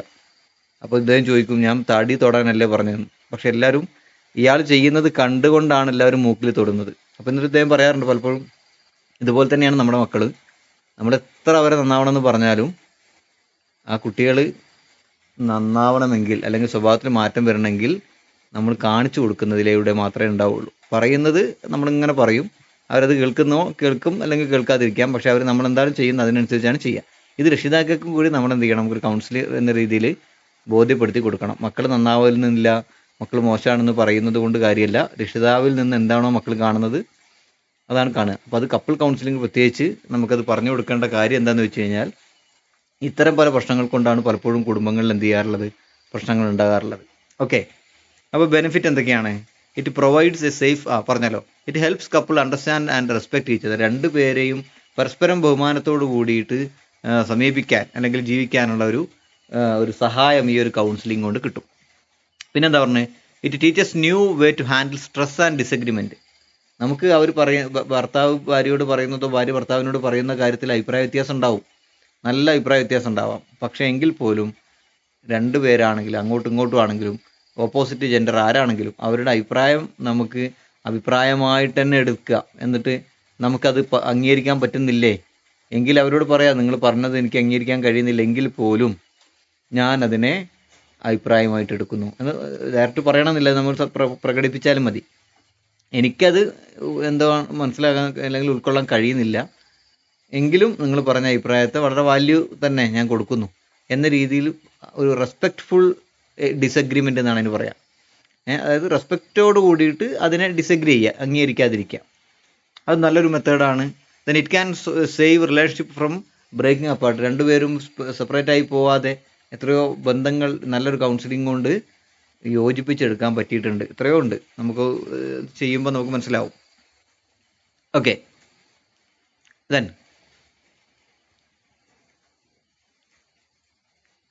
ഓക്കെ, എന്താണ് ആർക്കൊക്കെയാണ് പ്രധാനമായിട്ടും ഈ കപ്പിൾ കൗൺസിലിംഗിൽ ഒരു കൗൺസിലിംഗ് ആവശ്യമായത്? ഒന്ന്, ഫ്രീക്വൻ്റ് ആർഗ്യുമെൻറ്റ്സ് ആൻഡ് മിസ്അണ്ടർസ്റ്റാൻഡിങ്. രണ്ടുപേർക്കിടയിലുള്ള ആർഗ്യുമെൻറ്റ്സ്, തർക്കങ്ങൾ, മാത്രമല്ല മിസ്അണ്ടർസ്റ്റാൻഡിങ്ങുകളും. മിസ്അണ്ടർസ്റ്റാൻഡിങ്ങൊക്കെ വളരെ പ്രധാനപ്പെട്ടതാണ്. നമുക്ക് പലപ്പോഴും തെറ്റിദ്ധാരണകൾ എന്ന് പറയുന്നത് അല്ലെങ്കിൽ പൂർണ്ണമായിട്ട് മനസ്സിലാക്കാതിരിക്കുക എന്നൊക്കെ പറയുന്നത് വളരെ പ്രധാനപ്പെട്ടതാണ്. അപ്പം മിസ്അണ്ടർസ്റ്റാൻഡിങ് മാത്രമല്ല, ഇടക്കിടക്ക് വളരെ തർക്കങ്ങൾ സംഭവിക്കുക. ഇപ്പം പിന്നെ പൊതുവേ സ്വന്തം വീട്ടിൽ ഒരു പെൺകുട്ടി എത്ര കംഫർട്ടൊന്നും ആയിക്കൊള്ളണമെന്നില്ല എങ്കിൽ പോലും കല്യാണം കഴിഞ്ഞ് പോയി കഴിഞ്ഞാൽ ഭർത്താവ് സ്വന്തം മാതാവിനെയോ അല്ലെങ്കിൽ സ്വന്തം പിതാവിനെയോ സ്വന്തം സഹോദരനെയോ കുറ്റം പറയുന്നത് ഒരിക്കലും ഭാര്യയ്ക്ക് ഇഷ്ടപ്പെടാറില്ല. പക്ഷെ ചില ഭർത്താക്കന്മാർ അനങ്ങിയാൽ എന്ത് പറയും? സ്വന്തം ഭാര്യയുടെ ഫാദറിനെയാണ് വിളിച്ചു പറയുക. അപ്പോൾ അത് എത്ര ഇനി വീട്ടുകാർ ഇഷ്ടമല്ലാത്ത പെൺകുട്ടിയാണെങ്കിൽ പോലും അത് അവർക്ക് അംഗീകരിക്കാൻ പറ്റാത്ത കാര്യമായിരിക്കും. ഓക്കെ, പിന്നെന്താണ്? Lack of communication or emotional connection. നല്ല കമ്മ്യൂണിക്കേഷൻ പരസ്പരം ഉണ്ടാകാതിരിക്കുക എന്നുള്ളത് പ്രധാനപ്പെട്ടതാണ്. ഉണ്ടാകാതിരിക്കുന്നത് അതും വലിയൊരു പ്രശ്നം തന്നെയാണ്. പരസ്പരം വർഷങ്ങളായിട്ട് ഒരു ബെഡിൽ കിടക്കാതെ താഴെയും അല്ലെങ്കിൽ ഒരേ റൂമിൽ തന്നെ, മറ്റുള്ളവർ കാണുമ്പോൾ ഒരു റൂമിൽ തന്നെയാണ്, പക്ഷേ രണ്ടാളും രണ്ട് ഭാഗങ്ങളിൽ കിടന്നുറങ്ങുന്ന ആളുകളുണ്ട്. പക്ഷെ പുറത്ത് അവർക്ക് പ്രകടിപ്പിക്കുന്ന അവരുടെ രീതി ആർക്കും ഒരു തരത്തിലുള്ള സംശയം ഉണ്ടാവില്ല, ആർക്കും മനസ്സിലാവില്ല. എത്രയോ വർഷങ്ങളായിട്ട് അത്തരം പ്രശ്നങ്ങൾ അനുഭവിക്കുന്ന, ഇപ്പോൾ എനിക്ക് പരിചയമുള്ള ഒരാൾ മരണപ്പെട്ടു പോയി. പക്ഷെ അദ്ദേഹം മരണപ്പെട്ട സമയത്ത് നമ്മൾ കേട്ടൊരു സംഭവമായിരുന്നു അത്. അവർ വർഷങ്ങളായിട്ട് പിരിഞ്ഞ, മാനസികമായിട്ട് അടുപ്പമില്ലാതെയാണ് ജീവിക്കുന്നത് എന്നുള്ളത്. പക്ഷെ അത് ആർക്കും മനസ്സിലായിട്ടുണ്ടായിരുന്നില്ല. ചിലർക്ക് വളരെ മക്കളോ മറ്റോ പറഞ്ഞുകൊണ്ടായിരിക്കും, അല്ലെങ്കിൽ അവരുമായിട്ട് അത്ര അടുത്താരോ പറഞ്ഞായിരിക്കും. പക്ഷെ പൊതുവേ ഉള്ളവർക്ക് എന്ത് ചെയ്യുന്നില്ല, അത് മനസ്സിലായിരുന്നില്ല. അപ്പം നല്ല കമ്മ്യൂണിക്കേഷൻ കൊടുക്കാനും അല്ലെങ്കിൽ നല്ലൊരു ഇമോഷണൽ കണക്ഷൻ കൊടുക്കാനും നല്ലൊരു കൗൺസിലിംഗ് കൊണ്ട് നടക്കും. ഓക്കെ, പിന്നെന്താ പറഞ്ഞത്? ട്രസ്റ്റ് ഇഷ്യൂ ഓർ ബിട്രയൽ, അല്ലേ? ചതി അല്ലെങ്കിൽ വിശ്വാസക്കുറവ്. ചതിക്കുക എന്ന് പറയുന്നതുണ്ട്. ചതിയൊക്കെ പ്രധാനപ്പെട്ടത് തന്നെയാണ്, മൊബൈൽ ദുരുപയോഗങ്ങളോ അല്ലെങ്കിൽ മറ്റു ബന്ധങ്ങളൊക്കെ. അപ്പോൾ ഇനിയിപ്പോൾ ഇൻ കേസ് അങ്ങനെ ഉണ്ടെങ്കിൽ തന്നെ എന്താണ് അതിൻ്റെ കാരണങ്ങൾ എന്നുള്ളത് രണ്ടു കൂട്ടരൊന്ന് മനസ്സിലാക്കുക. അത് പരമാവധി ഇല്ലാതിരിക്കുക എന്നുള്ളതാണ് ഏറ്റവും പ്രധാനപ്പെട്ടത്. പ്രത്യേകിച്ച് സ്ത്രീകളുടെ കാര്യത്തിൽ നമുക്ക് പറയാം. ഒരു പുരുഷനെ സംബന്ധിച്ചിടത്തോളം ഒരു വിവാഹം കഴിഞ്ഞ ഒരാളാണ് വേറൊരു സ്ത്രീയുമായിട്ട് എന്തെങ്കിലും തരത്തിലുള്ള ചാറ്റിങ്ങോ അല്ലെങ്കിൽ ഒക്കെ ഉണ്ടെങ്കിൽ ഉദ്ദേശം നെഗറ്റീവായിരിക്കും. സ്ത്രീകളെ സംബന്ധിച്ചിടത്തോളം അത്ര ഒരു നെഗറ്റീവ് ഉദ്ദേശം ആയിക്കൊള്ളണമെന്നില്ല. ഓക്കെ, അപ്പം ഇത് രണ്ടാണ്. അപ്പോൾ അത് എന്ത് ചെയ്യണം, ഓരോരുത്തരും മനസ്സിലാക്കുക എന്നുള്ളതും പ്രധാനപ്പെട്ടതാണ്. ഓക്കെ, പിന്നെന്താണ്? രണ്ടും അങ്ങോട്ടും ഇങ്ങോട്ടും ഒരു തരത്തിലുള്ള ചതിയും ഉണ്ടാകാൻ പാടില്ല എന്നുള്ളത് രണ്ടുപേർക്കും ഇടയിൽ ഉണ്ടാകേണ്ട ഏറ്റവും വലിയ വിശ്വാസമാണ്. അപ്പോൾ അത് രണ്ടു കൂട്ടരും കീപ്പ് ചെയ്യേണ്ട ഒരു കാര്യമാണ്. ആയിരിക്കാം. അതെ, എന്തായാലും പ്രശ്നങ്ങൾ കൊണ്ടാണെങ്കിൽ പ്രശ്നം കൊണ്ട് എന്താണെങ്കിലും അതിന് ഒരു പരിഹാരം എന്നുള്ളത് അതൊരു പരിഹാരം ആയിക്കൊള്ളണമെന്നില്ല. ഈ പ്രശ്നങ്ങൾ പരിഹരിച്ചാൽ തന്നെ ഇപ്പം പരിഹാരം തീരുമായിരിക്കും, അതിൻ്റെ പരിഹാരം കിട്ടുമായിരിക്കും. മനസ്സിലായല്ലോ? എന്ന് കരുതി നമ്മൾ വേറൊരു ബന്ധം കൊണ്ടൊരു പക്ഷേ അതിനേക്കാൾ വലിയ പ്രശ്നങ്ങളിലേക്കായിരിക്കും പിന്നീട് പോകുന്നത്.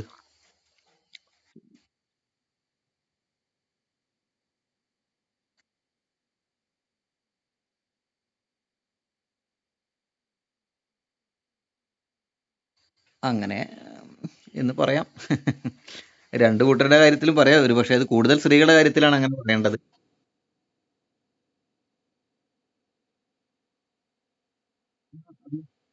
അങ്ങനെയാവും.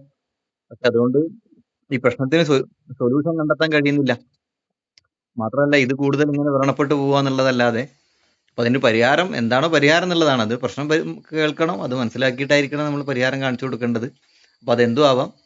ചിലപ്പോൾ അത് ഇന്റർ റിലേഷൻഷിപ്പിലുള്ള ബന്ധങ്ങളായിരിക്കാം, സെക്ഷൽ റിലേഷൻഷിപ്പിലുള്ള പ്രശ്നങ്ങളായിരിക്കാം, അല്ലെങ്കിൽ ചിലപ്പം വളരെ നോർമലായ പ്രശ്നങ്ങളായിരിക്കും, എന്തും ആയിരിക്കാം. ഓക്കെ. പിന്നെ അപ്പോൾ പിന്നെന്താ പറഞ്ഞത്, stress due to work, family or money problem. നല്ലൊരു കൗൺസിലിംഗ് വളരെ ജോലി പ്രശ്നം അല്ലെങ്കിൽ ഫാമിലി സ്ട്രെസ് ഉള്ള ആളുകൾ അല്ലെങ്കിൽ സാമ്പത്തിക ബുദ്ധിമുട്ടൊക്കെ ഉള്ള ആളുകൾക്ക് ഇത്തരം പ്രശ്നങ്ങളൊക്കെ വരുമ്പോഴും പലതരത്തിലുള്ള പ്രശ്നങ്ങൾ കുടുംബങ്ങളിൽ ഉണ്ടാകാറുണ്ട്. അങ്ങനെ വരുമ്പോൾ നല്ലൊരു കൗൺസിലിംഗ് കിട്ടിക്കഴിഞ്ഞാൽ ഇപ്പോൾ ഈ ഫാമിലി എന്താണ് സാമ്പത്തിക പ്രശ്നങ്ങളൊക്കെ വലിയ പ്രശ്നങ്ങൾ തന്നെയാണ് എങ്കിൽ പോലും ചിലപ്പോൾ നല്ല ഉപദേശങ്ങൾ അല്ലെങ്കിൽ നല്ല കൗൺസിലിംഗ് കൊണ്ട് ഒരു ഫാമിലി അല്ലെങ്കിൽ ഒരു ഫിനാൻഷ്യൽ പ്ലാനിംഗ് ഒക്കെ ഉണ്ടാക്കാൻ പറ്റും. അങ്ങനെ ഉണ്ടായി കഴിഞ്ഞാൽ തന്നെ ചിലപ്പോൾ ഒരു പക്ഷേ ഈ പിന്നെ മണി പ്രോബ്ലം ഒക്കെ നല്ല രീതിയിൽ റെഗുലേറ്റ് ചെയ്ത് കൊണ്ടുവരാൻ പറ്റും. ഓക്കെ. ചില ആളുകൾക്ക് വലിയ സാമ്പത്തിക ബാധ്യതയുള്ള ആളിൻ്റെ ഒരു പരിചയക്കാരനുണ്ട്. അപ്പോൾ അദ്ദേഹം ഇങ്ങനെ കടം വാങ്ങും, ഒരുപാട് കടം വാങ്ങും. എല്ലാ ദിവസവും പണിയുണ്ട്. ഞങ്ങൾ പലപ്പോഴും ചിന്തിക്കാറുണ്ട് ഇവനെ പൈസ എവിടെയാണ് ഈ പോകുന്നതെന്ന്. വലിയ രീതിയിൽ ദുശീലങ്ങളൊന്നുമില്ല, മദ്യപാനമൊന്നുമില്ല. പക്ഷേ എവിടെയാണ് പൈസ പോകുന്നതെന്ന് മനസ്സിലാകുന്നില്ല. എല്ലാ ദിവസവും പണിയുണ്ട്. അത്യാവശ്യം ഡെയിലി ഒരു 1000 രൂപയെങ്കിലും പണി കിട്ടുന്ന അല്ലെങ്കിൽ പിന്നെ കൂലി കിട്ടുന്ന ജോലിയുണ്ട് അദ്ദേഹത്തിന്. എന്നാൽ പോലും എല്ലാ മാസവും എല്ലാവരോടും റോൾ ചെയ്യും. അപ്പോൾ എപ്പോൾ ചോദിച്ചു കഴിഞ്ഞാലും സാമ്പത്തിക പരാധീനതയാണ്. അപ്പോൾ അത് ചിലപ്പോൾ ഒരു പക്ഷേ അമിതമായ ചിലവായിരിക്കാം. അത് നമ്മൾ പലപ്പോഴും കാണാറുണ്ട്. വലിയ രീതിയിൽ ചിലവ് മാത്രമല്ല അത് ഇങ്ങനെ യാത്രകളിലൊക്കെ ഓവർ എക്സ്പെൻസ് വരാറുണ്ട് പലപ്പോഴും. നമുക്ക് ഫീൽ ചെയ്യാറുണ്ട്. അതുകൊണ്ടൊക്കെ ആയിരിക്കാം. ഇനിയിപ്പോൾ അതാണോ വേറെ എന്തെങ്കിലും ആണോ നമുക്കറിയില്ല. ചിലപ്പോൾ നല്ലൊരു ഫിനാൻഷ്യൽ പ്ലാനിങ് കൊടുക്കാൻ പറ്റുന്ന രീതിയിൽ നല്ലൊരു പ്ലാനിങ് ഉണ്ടാക്കി കൊടുത്തു കഴിഞ്ഞാൽ ഒന്ന് റെഗുലേറ്റ് ചെയ്ത് വരവും ചിലവും ടാലിയാക്കി കൊണ്ടുപോകാൻ കഴിയും. ഓക്കെ. അതുപോലെ തന്നെ feeling distance or disconnected from each other. രണ്ടുപേരും പരസ്പരം ബന്ധമില്ലാതെ വർഷങ്ങളോളം അല്ലെങ്കിൽ മാസങ്ങളോളം പരസ്പരം കണക്ഷൻ ഇല്ലാതെ നിൽക്കുക. വിദേശത്ത് ജോലി ചെയ്യുന്നവരാണെങ്കിൽ അല്ലെങ്കിൽ വേറെ എന്തെങ്കിലും കാരണങ്ങൾ കൊണ്ടൊക്കെ അങ്ങനെയൊക്കെ വന്നു കഴിഞ്ഞാലും നല്ല കൗൺസിലിംഗ് കൊടുത്തു കഴിഞ്ഞാൽ മാറ്റം ഉണ്ടാവും. പിന്നെന്താണ്, struggles with intimacy and affection. അല്ലേ, വളരെ അടുത്ത ബന്ധം കിട്ടുന്നില്ല, ഒരു ഇൻറ്റിമസി വരുന്നില്ല. അത്തരം പ്രശ്നങ്ങൾക്ക് വരുമ്പോഴാണെങ്കിലും നല്ലൊരു കൗൺസിലിംഗ് കൊണ്ട് എന്ത് ചെയ്യാൻ പറ്റും, ഈ പ്രശ്നങ്ങൾ ഏറെക്കുറെ പരിഹരിച്ച് കൊടുക്കാൻ പറ്റും. ഓക്കെ. എന്തൊക്കെയാണ് സാധാരണ രീതിയിലൊരു കൗൺസിലിങ്ങിൽ അവർക്ക് കൊടുക്കുന്നതെന്ന് വെച്ച് കഴിഞ്ഞാൽ, ഒന്ന് ടോക്കിംഗ് ഓപ്പൺലി, തുറന്ന് സംസാരിക്കാൻ പറയാം. അപ്പോൾ ഒരു കപ്പിൾ കൗൺസിലിങ്ങിനാണ് വരുന്നത്, രണ്ടുപേരും വരുന്നുണ്ടെങ്കിൽ ഒരുമിച്ച് ഇരുത്തണം എന്നില്ല. അവരാദ്യം തന്നെ എന്ത് ചെയ്യാം, ഓരോരുത്തരെ മാറ്റിയിരുത്തിയിട്ട് പരസ്പരം കാര്യങ്ങൾ മനസ്സിലാക്കിയതിന് ശേഷം ചിലപ്പോൾ 2-3 സിറ്റിങ്ങിനൊക്കെ ശേഷം വേണമെങ്കിൽ ഒരുമിച്ചിരുത്താം. പിന്നെ പോസിറ്റീവ് കാര്യങ്ങൾ കൂടുതൽ ഓർത്തെടുത്ത് അതാണോ നെഗറ്റീവ് ആണോ കൂടുതൽ എന്നുള്ളത് കമ്പാരിസൺ ചെയ്യിപ്പിക്കാം. അങ്ങനെ എന്നിട്ട് അവർ പറയുന്നത് ഓർത്തെടുക്കുന്നതൊക്കെ കൂടുതൽ നെഗറ്റീവ് ആണെങ്കിൽ എന്നാൽ പിന്നെ അതിനുള്ള സൊല്യൂഷൻ കണ്ടെത്തണം. ഇപ്പോൾ ഒരു ഒരു കോർട്ടിലേക്ക് ഒരു ഫാമിലി പ്രശ്നമായിട്ട് പോയി കഴിഞ്ഞാൽ എത്ര നമ്മൾ കമ്മിറ്റി ഇടപെട്ടിട്ടുണ്ട് അല്ലെങ്കിൽ മറ്റാളുകൾ ഇടപെട്ടിട്ടുണ്ട് എന്നൊക്കെ പറഞ്ഞാലും ഒരു ഫാമിലി കൗൺസിലിങ്ങിൽ പോയി കഴിഞ്ഞാൽ അവർ കൗൺസിലിങ്ങിന് വിടുകയാണ് ചെയ്യുക. ഒരു ഫാമിലി കോർട്ടിലേക്ക് ഡിവോഴ്സിന് പോയി കഴിഞ്ഞാൽ ദേഷ്യം പിടിക്കും. ചിലപ്പോൾ ഡിവോഴ്സിന് പോയിട്ടില്ല ആ സമയത്ത് എന്നിട്ടും ഡിവോഴ്സ് തരുന്നില്ലേ എന്നൊക്കെ ചോദിച്ചു കഴിഞ്ഞാൽ ചിലപ്പോൾ ദേഷ്യമൊക്കെ വരാം. പക്ഷേ അവർ കൗൺസിലിങ്ങിന് വിടും. എന്തിനാന്ന് വെച്ച് കഴിഞ്ഞാൽ അവസാനത്തെ ഒരു ശ്രമത്തിലെങ്കിലും നന്നായി പോവുകയാണെങ്കിൽ നന്നായി പോട്ടെ എന്ന് എഴുതിയിട്ടാണ്. അങ്ങനെ നന്നായി പോയി ഇഷ്ടംപോലെ സംഭവങ്ങളുണ്ട്. നല്ല കൗൺസിലിംഗ് കിട്ടാത്തതിൻ്റെ ഒരു കുറവ് കൊണ്ട് ഡിവോഴ്സ് ആയി പോയതും അവസാന സമയത്തെങ്കിലും ഒരു കൗൺസിലിംഗ് കിട്ടിയത് കൊണ്ട് ഡിവോഴ്സ് ആയി പോവാതെ നല്ല ഫാമിലി ലൈഫ് നയിക്കുന്നവർ ഇഷ്ടം പോലെ ആളുകളുണ്ട്. അപ്പോൾ ആ ഫീൽഡിൽ വർക്ക് ചെയ്യുന്നവർക്ക് അറിയാം. അപ്പോൾ കഴിഞ്ഞ നമ്മുടെ ഒരു ബാച്ചിൽ 7ാമത്തെ ബാച്ചാണെന്ന് തോന്നുന്നു, ഒരു അഡ്വക്കേറ്റ് ഉണ്ടായിരുന്നു കോഴിക്കോട് ഫാമിലി കോർട്ടിൽ വർക്ക് ചെയ്യുന്ന ഒരു അഡ്വക്കേറ്റ്. കുറേ വർഷങ്ങളായിട്ട് ഫാമിലി കോർട്ടിലാണ്. അപ്പോൾ അവർ ആ വിഷയം പറഞ്ഞു തന്നു. ഇത്തരം കാര്യങ്ങൾ ഒരു ഫാമിലി കുടുംബ പ്രശ്നങ്ങളുമായിട്ട് വരുമ്പോൾ കൗൺസിലിംഗ് എന്ന കാര്യങ്ങളൊക്കെ അവർ പറഞ്ഞ പ്രധാനപ്പെട്ട കാര്യം. ഞാൻ കുറേ വർഷങ്ങളായിട്ട് ഈ ഫീൽഡിലാണ്. പക്ഷേ നമ്മുടെ ഒരു കോഴ്സ് കൊണ്ട് ഒരു ഫ്രെയിം കിട്ടി. ഒരു കൗൺസിലിംഗ് ചെയ്യേണ്ട ഒരു സ്ട്രക്ചറും ഒരു ഫ്രെയിമും ഉണ്ടായിട്ടുണ്ട്.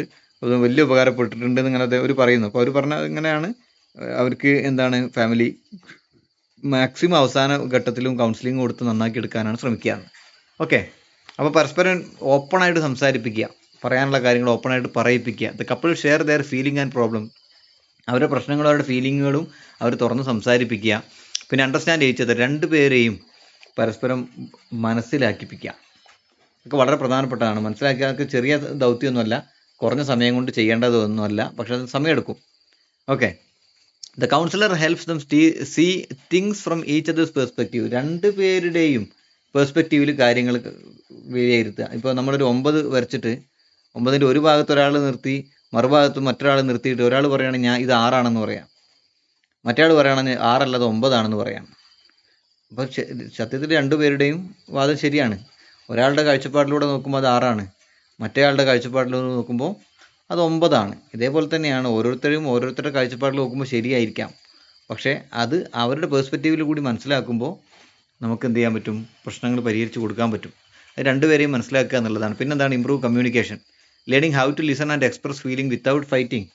പരസ്പരം പറയാനുള്ള കാര്യങ്ങൾ മനസമാധാനത്തോടുകൂടി കേട്ട് കൊടുക്കാൻ കഴിയുന്ന ഒരു ഭർത്താവ് ഉണ്ടെങ്കിൽ, അല്ലെങ്കിൽ പറയുന്ന കാര്യങ്ങൾ കേൾക്കുന്ന ഒരു ഭാര്യ ഉണ്ടെങ്കിൽ കുറേ പ്രശ്നങ്ങൾ പരിഹരിക്കാൻ പറ്റും. അതിന് ആക്റ്റീവ് ലിസണർ കൂടിയാണ് നല്ലൊരു ഭർത്താവ് അല്ലെങ്കിൽ നല്ലൊരു ഭാര്യ എന്ന് പറയുന്നത്. അപ്പോൾ കൂടുതൽ സംസാരിക്കുന്ന ആളുകൾ സ്ത്രീകളായതുകൊണ്ട് ഒരുപക്ഷെ കൂടുതൽ ഭർത്താക്കന്മാർ കേട്ട് കൊടുക്കേണ്ടി വരും. അവരുടെ ഫീലിംഗ് എന്ത് ചെയ്യേണ്ടി വരും, ഒന്നും അണ്ടർസ്റ്റാൻഡ് ചെയ്യേണ്ടി വരും. ഓക്കെ. പിന്നെന്താണ് finding solutions, working together to solve problems in a healthy way. രണ്ടുപേരും വളരെ ആരോഗ്യകരമായ രീതിയിൽ പ്രശ്നങ്ങൾ സോൾവ് ചെയ്യാനുള്ള ഒരു പ്ലാനിങ് ഉണ്ടാക്കുക, ഒരു വർക്ക് ചെയ്യുക. ഓക്കെ. പിന്നെ 5ാമത്തെ ബിൽഡിംഗ് സ്ട്രോങ് ബോണ്ട്. പരസ്പരം ഒരു സ്ട്രോങ് ആയ ബോണ്ട് ഉണ്ടാക്കിയെടുക്കണം. ജീവിക്കുകയാണല്ലോ, വേറെ എന്തെങ്കിലും പ്രോഗ്രാമിന് പോകുക, അല്ലെങ്കിൽ 4 വർഷത്തേക്കോ 3 വർഷത്തേക്കോ ഉള്ളതാണെങ്കിൽ പോട്ടെ എന്നിരിക്കുക. 3 വർഷം കഴിഞ്ഞാൽ പിന്നെ ഒരുമിച്ച് ജീവിക്കേണ്ടവരല്ല, അല്ലെങ്കിൽ പിരിഞ്ഞു പോകേണ്ടവരാണെങ്കിൽ അത് അതിന് മാത്രം കാര്യമായ രീതിയിൽ എന്ത് ചെയ്യേണ്ടി വരില്ല, ഫോക്കസ് ചെയ്യേണ്ടി വരില്ല. പക്ഷേ ഒരു ജീവിതം മുഴുവൻ ഒരുമിച്ച് പോകേണ്ട ആളുകളാകുമ്പോൾ സ്വാഭാവികമായിട്ടും എല്ലാ പ്രശ്നങ്ങളും പരമാവധി എന്ത് ചെയ്യേണ്ടി വരും, തീർക്കേണ്ടി വരും. ഓക്കെ. അപ്പം strengthening emotional and physical intimacy. അവർ ഇമോഷണൽ ആണെങ്കിലും അതോടൊപ്പം തന്നെ ഫിസിക്കലുമായ ഏറ്റവും ഉള്ളിലുള്ള ബന്ധം സ്ട്രോങ് ആക്കണം. ഓക്കെ. അപ്പോൾ ഇതൊക്കെയാണ് സാധാരണ നടക്കുക. അപ്പം സാധാരണ രീതിയിൽ നിങ്ങൾ പറഞ്ഞിട്ടുണ്ടാകും ചിലപ്പം, ഒരു എറിക് ബേണിൻ്റെ ഒരു തിയറി ഉണ്ട്. പ്രധാനമായിട്ടും എന്താണ്, 4 രീതിയിലാണ് ജനങ്ങൾ അല്ലേ. ഒന്ന്, I am not okay, you are okay. ചില ആളുകൾക്ക് ഞാൻ വളരെ മോശമാണ്, നിങ്ങളൊക്കെ ഓക്കെ ആണെന്ന് ചിന്തിക്കുന്നവരുണ്ട്. എനിക്ക് എൻ്റെ സംസാരം ശരിയല്ല, എഴുത്ത് ശരിയല്ല, ഭാഷ എൻ്റെ സ്വഭാവം ശരിയല്ല, എനിക്ക് കഴിവില്ല, ഞാൻ വളരെ നിഷ്ക്രിയനാണ്, ഒരു കഴിവില്ലാത്ത ആളാണ് ഞാൻ, മറ്റുള്ളവരൊക്കെ ഓക്കെ ആണെന്ന് ചിന്തിക്കുന്ന ആളുകളുണ്ട്. അപ്പോൾ അത് ഒരു വൺ ഡൗൺ പൊസിഷനാണ്. Blame self. നമ്മുടെ സ്വന്തത്തെ ഇടിച്ച് താത്തി അങ്ങനെയുള്ള ആളുകൾക്ക് ഉയർന്നു വരാൻ വളരെ പ്രയാസമായിരിക്കും. കാരണം അവർക്ക് സ്വന്തത്തോട് വളരെ നെഗറ്റീവ് ആറ്റിറ്റ്യൂഡായിരിക്കും. ഓക്കെ. അതായത് ഒരു കാര്യവും ചെയ്യാൻ കഴിയൂല, കാരണം ചെയ്താൽ തെറ്റിപ്പോവോ എന്ന് കരുതി മറ്റുള്ളവരെ ഏൽപ്പിക്കുന്ന ഒരു പ്രവണത ഉണ്ടാവും. 2ാമത്തത് I am okay, you are okay. ഞാനും ഓക്കെയാണ്, നിങ്ങളും ഓക്കെയാണ് എന്ന് പറഞ്ഞാൽ എൻ്റെത് ഞാൻ ഓക്കെയാണ്, ഞാനൊരു നല്ല പേഴ്സണാലിറ്റിയാണ്, അതോടൊപ്പം നിങ്ങളും ഓക്കെയാണ് എല്ലാ കാര്യങ്ങൾക്കും എന്ന് നമുക്ക് ചിന്തിക്കുന്നതാണ് ഏറ്റവും നല്ല ഹെൽത്തി പൊസിഷൻ എന്ന് പറയുന്നത്. അതാണ് ഏറ്റവും നല്ല വേ. ചില സ്ത്രീകൾ പറയും, അല്ലെങ്കിൽ അമ്മായിമ്മമാർ പറയും മരുമക്കളെ കുറിച്ചിട്ട്, ഞാൻ എത്ര സഹിച്ചിട്ടാണ്, ഞാൻ ഈ സഹിക്കുന്നത് കൊണ്ടാണ് ഈ കുടുംബത്തിലൊരു പ്രശ്നമില്ലാതിരിക്കുന്നത്. മരുമക്കൾ പറയും, ഞാൻ സഹിക്കുന്നത് കൊണ്ടാണ്, അല്ലെങ്കിൽ മിണ്ടാതിരിക്കുന്നത് കൊണ്ടാണ് കുടുംബത്തിൽ പ്രശ്നമൊന്നുമില്ല. ആണോ? എല്ലാവർക്കും ഉണ്ടോ, പ്രശ്നമുണ്ടോ? ആണോ? ഓക്കെ. നോക്ക്, എന്തെങ്കിലും എന്താ ചെയ്യുക. നിലവിൽ നെറ്റ്വർക്കിനൊന്നും കുഴപ്പമൊന്നുമില്ല. അത്യാവശ്യം. Okay, okay. പിന്നെ അപ്പോൾ ഏറ്റവും നല്ല വേ എന്ന് പറയുന്നത് ഞാനും ഓക്കെ ആണ്, മറ്റുള്ളവരും ഓക്കെ ആണെന്ന് ചിന്തിക്കലാണ്. പിന്നെ മറ്റൊന്നാണ് I am not okay, you are not okay. ഞാനും ഓക്കെ അല്ല, നിങ്ങളും ഓക്കെ അല്ല. അങ്ങനെയുള്ള ആളുകളുണ്ട് നമ്മുടെ ഇടയിലൊക്കെ. എന്താ പറഞ്ഞാൽ, ആരോടും ഒരു വിശ്വാസമില്ലാത്ത, ആരോടും ഒരു കമ്മിറ്റ്മെൻ്റ് ഇല്ലാത്ത, ആരോടും താല്പര്യമില്ലാത്ത, ആരെന്ത് ചെയ്ത് കഴിഞ്ഞാലും അതിനെയൊക്കെ കുറ്റം പറയുന്ന ആളുകളുണ്ട്. നമ്മളതും കുറ്റമാണ്, ഞാനും ശരിയല്ല, നിങ്ങളും ശരിയല്ല എന്ന് ചിന്തിക്കുന്ന ആളുകളുണ്ട്. ഒരു നിസ്സഹായരായിരിക്കും അവരെല്ലാ കാര്യത്തിലും. ഓക്കെ. അപ്പോൾ അങ്ങനെ ഒരു ഹെൽപ്ലെസ് പൊസിഷൻ, എല്ലാ കാര്യത്തിലും ഒരു തരം ഹോപ്പ്ലെസ്, ഒരു പ്രതീക്ഷയില്ലാത്ത ജീവിതം. അങ്ങനെയുള്ള ആളുകൾ നമ്മുടെ കൂട്ടത്തിലൊക്കെ തന്നെ ഉണ്ട് അത്തരം ആളുകൾ. പിന്നെന്താ, ചിലർ I am okay, you are not okay. എന്താണ്, ഞാൻ ഓക്കെയാണ്, നിങ്ങൾ മറ്റുള്ളവരൊക്കെ മോശമാണ് എന്ന് ചിന്തിക്കുന്നവർ. അപ്പോൾ ഇങ്ങനെയൊക്കെ പലതരത്തിലുള്ള ആളുകളാണ് സമൂഹത്തിൽ. ഇതിൽ ഏറ്റവും നല്ല മെത്തേഡ് എന്ന് പറയുന്നത്, നല്ല ചിന്താഗതി എന്ന് പറയുന്നത് എന്താണ്, ഏറ്റവും നല്ല പേഴ്സണാലിറ്റി എന്ന് പറഞ്ഞാൽ ഞാനും ഓക്കെയാണ്, അതോടൊപ്പം നിങ്ങളും ഓക്കെയാണ്, മറ്റുള്ളവരും ഓക്കെയാണ്, ആരും മോശക്കാരല്ല. എല്ലാവർക്കും എല്ലാവരുടേതായ വ്യക്തിത്വമുണ്ട്, അതിലൊക്കെ ഏറ്റവും കൂടുതൽ പോസിറ്റീവ് തന്നെ ആയിരിക്കും എന്ന് ചിന്തിക്കുമ്പോഴാണ് അവരും ഓക്കെയാണ്, നമ്മളും ഓക്കെയാണ് നമ്മൾ ചിന്തിക്കുക. ഓക്കെ. അപ്പോൾ അതാണ് ഏറ്റവും ഗുണകരമായ, ആരോഗ്യകരമായ ഒരു ചിന്താഗതി എന്ന് പറയുന്നത്. ഓക്കെ. പിന്നെ ഒറ്റ സ്ലൈഡും കൂടി ഉള്ളത് കഴിഞ്ഞാൽ കഴിഞ്ഞു. ഇതിൽ നമുക്ക് പ്രധാനപ്പെട്ട കുറച്ച് കാര്യങ്ങൾ കൂടി പറയാനുണ്ട്. കൂടി പറഞ്ഞിട്ട് നമുക്ക് എന്ത് ചെയ്യാം, അവസാനിപ്പിക്കാം. അപ്പോൾ here are some simple techniques and approaches used in couple counselling. സാധാരണ രീതിയിൽ കപ്പിൾ കൗൺസിലിങ്ങിന് സിമ്പിളായിട്ട് ഉപയോഗിക്കുന്ന ചില ടെക്നിക്കുകൾ. ഒന്ന് ആക്റ്റീവ് ലിസണിങ്. നന്നായിട്ട് രണ്ടുപേരും കേൾക്കാൻ തയ്യാറാകുക. കൗൺസിലർ അടക്കം നന്നായിട്ട് കേൾക്കാൻ തയ്യാറാകുക. കേൾക്കുക എന്ന് പറയുന്ന ആക്റ്റീവ് ലിസണിങ് എന്താണെന്ന് നമ്മുടെ രണ്ടാമത്തെ ക്ലാസ്സിൽ പറഞ്ഞിട്ടുണ്ട്, ഒരു ക്വാളിറ്റിയുടെ കാര്യത്തിൽ. എന്ന് പറഞ്ഞാൽ എല്ലാ തരത്തിലുമുള്ള ലിസണിങ്ങിനെയാണ് ആക്റ്റീവ് ലിസണിങ് എന്ന് പറയുന്നത്. എല്ലാ രീതിയിലും പിന്നെ അവർ പറയുമ്പോൾ കേൾക്കുക മാത്രമല്ല, നല്ല രീതിയിൽ പ്രതികരിക്കുക, ഇതൊക്കെ അതിൻ്റെ ഭാഗമാണ്. രണ്ടാമതാണ് ഇഫക്റ്റീവ് കമ്മ്യൂണിക്കേഷൻ. നല്ല കമ്മ്യൂണിക്കേഷൻ ഉണ്ടാകുക എന്ന് പറയുന്നത്. അതിൽ വളരെ പ്രധാനപ്പെട്ട ഒരു കാര്യമാണ് ഈ സൈക്കോളജി പറയുന്ന I statement instead of you എന്ന് പറയുന്ന ഒരു പ്രത്യേക ഒരു സംഭവമുണ്ട്. എന്താ സംഭവം എന്നറിയാം? I statement instead of you എന്ന് പറഞ്ഞു കഴിഞ്ഞാൽ, വോയിസ് ഓക്കെ ആണോ?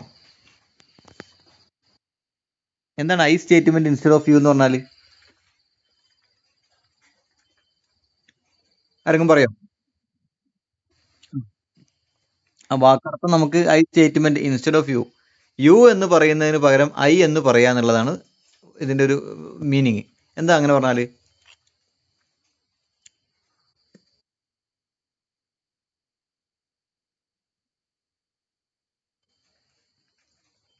അതല്ല.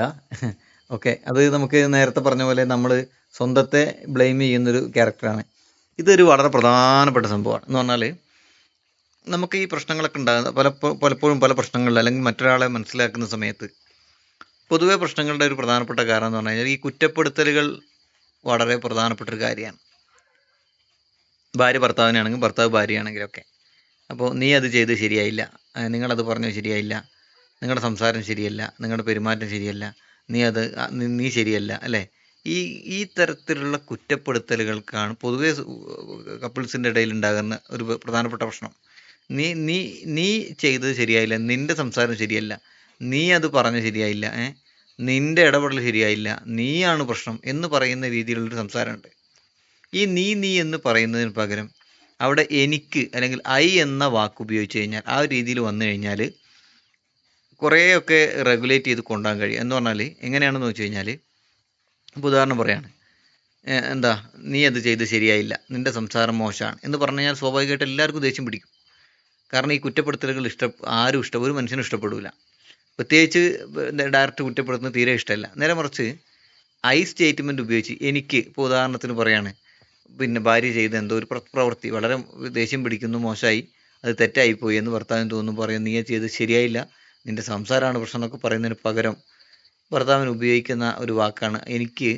നീ ആ സംസാരിച്ച കാര്യത്തിൽ എനിക്ക് ഒരു അഭിപ്രായ വ്യത്യാസമുണ്ട്, അല്ലെങ്കിൽ എനിക്കത് ഇഷ്ടപ്പെട്ടിട്ടില്ല, എനിക്കതൊരു മാനസിക പ്രയാസം ഉണ്ടായിട്ടുണ്ട്.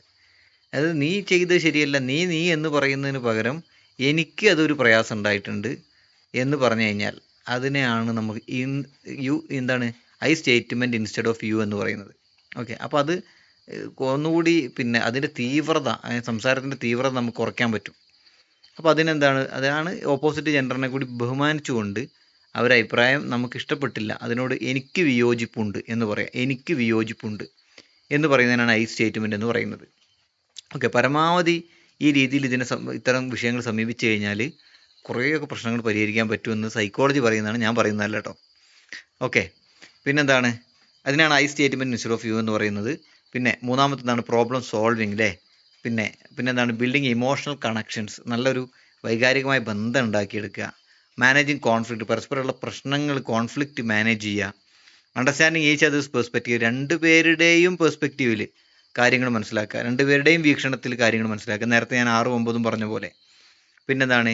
ഹീലിംഗ് പാസ്റ്റ് ഹേർട്സ്, ഇപ്പം മുൻപ് സംഭവിച്ച എന്തെങ്കിലും വിഷമങ്ങളൊക്കെ ഉണ്ടാവും, അതും വീണ്ടും ആലോചിച്ച് പിന്നെയും ആലോചിച്ച് എന്ത് ചെയ്യണ്ട, അതിൻ്റെ മേലെ ഇങ്ങനെ തലകുത്തി മറിയാതെ പാസ്റ്റായിട്ട് ഇങ്ങനെ വിട്ട് കഴിഞ്ഞ് പ്രസൻറ്റിൽ ജീവിക്കാൻ ശ്രമിച്ചു കഴിഞ്ഞാൽ എന്ത് ചെയ്യും, കുറേ കൂടി ഇത്തരം വിഷയങ്ങൾ കൈകാര്യം ചെയ്യാൻ പറ്റും.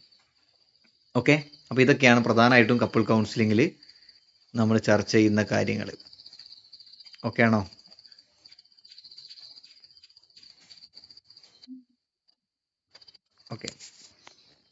ഓക്കെ, ഇതിൽ ആദ്യം പറഞ്ഞ കാര്യം വളരെ പ്രധാനപ്പെട്ടതാണ്.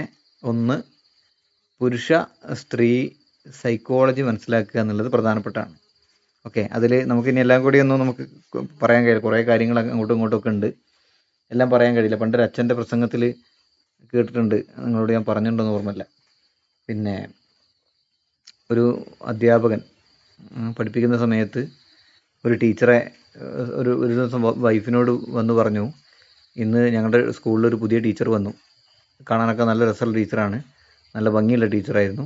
പക്ഷേ ഒറ്റ പ്രശ്നം, ചെറുതായിട്ട് ഒരു കുറ്റിമീശ ഉള്ളതുപോലെ ഉണ്ട്. ഒരു ഞാൻ കേട്ട ഇതാട്ടോ, അത് മാത്രമേ ഉള്ളൂ. ടീച്ചറുടെ പേരും പറഞ്ഞു, ശൈലജ ടീച്ചർ എന്ന പേരും പറഞ്ഞു. അങ്ങനെ ഒരു ചെറിയ കുറ്റിമീശ ഉണ്ട് എന്ന് പറയുന്നു. നിങ്ങളോട് പറഞ്ഞല്ലോ. ഓക്കെ, ഉണ്ടല്ലേ. അങ്ങനെ ആ സംഭവം കഴിഞ്ഞു, കുറേ വർഷങ്ങൾ കഴിഞ്ഞു. ഇയാൾ റിട്ടയർഡായി, രണ്ടുപേരും പ്രായമായി. ഒരു ദിവസം പിന്നെ ഈ അധ്യാപകനെ അപ്പോൾ അയാൾ അധ്യാപകനല്ല, റിട്ടയർഡൊക്കെ ആയ ആളാണ്. വൈകുന്നേരം വീട്ടിലേക്ക് വരുന്ന സമയത്ത്, സന്ധ്യാസമയമാണ്, വീടിൻ്റെ മുറ്റത്ത് കുറച്ച് ഹോളോ ബ്രിക്സ് ഇറക്കി വെച്ചിരുന്നു. അപ്പോൾ ഇയാൾ വീട്ടിലേക്ക് വരുന്ന സമയത്ത് വലിയ ഹോളോ ബ്രിക്സ് ആയതുകൊണ്ട്, വെളിച്ചം കുറവായതുകൊണ്ട് അദ്ദേഹം കണ്ടില്ല. അതിൽ കാല് തട്ടി അദ്ദേഹം വീണു. അങ്ങനെ ദേഷ്യം പിടിച്ചിട്ട് കുറേ വർഷങ്ങൾക്ക് ശേഷം അവിടെ ഭാര്യയോട് പറഞ്ഞു, ഇതെന്ത് പരിപാടിയാണ്, വീടിൻ്റെ മുറ്റത്താണോ നടക്കുന്ന വഴിയിലാണോ ഹോളോ ബ്രിക്സ് ഇറക്കി വെക്കുക എന്ന് വെച്ചു. അപ്പോൾ ആ ഭാര്യ ചോദിച്ചു, അപ്പോൾ നിങ്ങൾ കണ്ടില്ലേ ചോദിച്ചു. ഞാനങ്ങനെ കാണാനാണ് പിന്നെ നല്ല വെളിച്ചമൊന്നും ഉണ്ടായിരുന്നില്ലല്ലോ. അപ്പം ഭാര്യ പറഞ്ഞു, പിന്നെ ശൈലജ ടീച്ചറെ കുറ്റിമീശ കണ്ട നിങ്ങൾക്കാണോ ഇത്രയും വലിയ ഹോളോ ബ്രിക്സ് കാണാൻ പറ്റാത്തതെന്ന് പറഞ്ഞാൽ, കുറേയൊക്കെ വർഷങ്ങൾക്ക് മുമ്പ് സംഭവിച്ചൊരു കാര്യങ്ങളാണ്. അപ്പോൾ ഇത് ഓർത്തു വെക്കാം. പിന്നെ അത് വളരെ കൃത്യമായിട്ട് ഡേറ്റ് വെച്ച് പറയാൻ കഴിയുന്ന ആളുകളാണ് ആര്, സ്ത്രീകളെന്ന് പറയുന്നത്. അപ്പോൾ അത് സ്ത്രീകളുടെ സൈക്കോളജിയാണ്. മറ്റേത് പുരുഷന്മാരുടെ സൈക്കോളജിയാണ്. ചിലപ്പോൾ മറന്നു പോയിട്ടുണ്ടാകും, അയാൾക്ക് അത് ഓർമ്മ പോലും ഉണ്ടാവില്ല. മുമ്പ് ഏതോ കാലം പറഞ്ഞ എന്തോ ഒരു സംഭവമായിരിക്കും. അയാൾക്ക് ശൈലജ ടീച്ചറെ തന്നെ ചിലപ്പോൾ അയാൾക്ക് ഓർമ്മ ഉണ്ടാവണമെന്നില്ല. അപ്പോൾ ഇത്ര പറഞ്ഞു വന്നത്, ഏറ്റവും ബേസിക് എന്ന് പറയുന്നത് രണ്ടുപേരുടെയും സൈക്കോളജി മനസ്സിലാക്കുക എന്നുള്ളതാണ്. അത് സൈക്കോളജി മനസ്സിലാക്കുമ്പോൾ തന്നെ കുറേയൊക്കെ ഇങ്ങനെയാണല്ലോ അവരുടെ ക്യാരക്ടർ, എൻ്റെ ക്യാരക്ടർ ഇങ്ങനെയാണല്ലോ എന്ന് മനസ്സിലാക്കുമ്പോൾ തന്നെ കുറേ പ്രശ്നങ്ങൾ പരിഹരിച്ച് കൊടുക്കാൻ പറ്റും. ഓക്കെ, അപ്പോൾ ഇനി എന്തായാലും സമയം നമ്മൾ തുടങ്ങിയതിനേക്കാൾ ഒരു 3 മിനിറ്റ് കൂടുതൽ എടുത്തിട്ടുണ്ട്. ഓക്കെ ആണോ? ഓക്കെ, ശരി. എന്നാൽ ശരി, എല്ലാവരോടും ഗുഡ് നൈറ്റ്.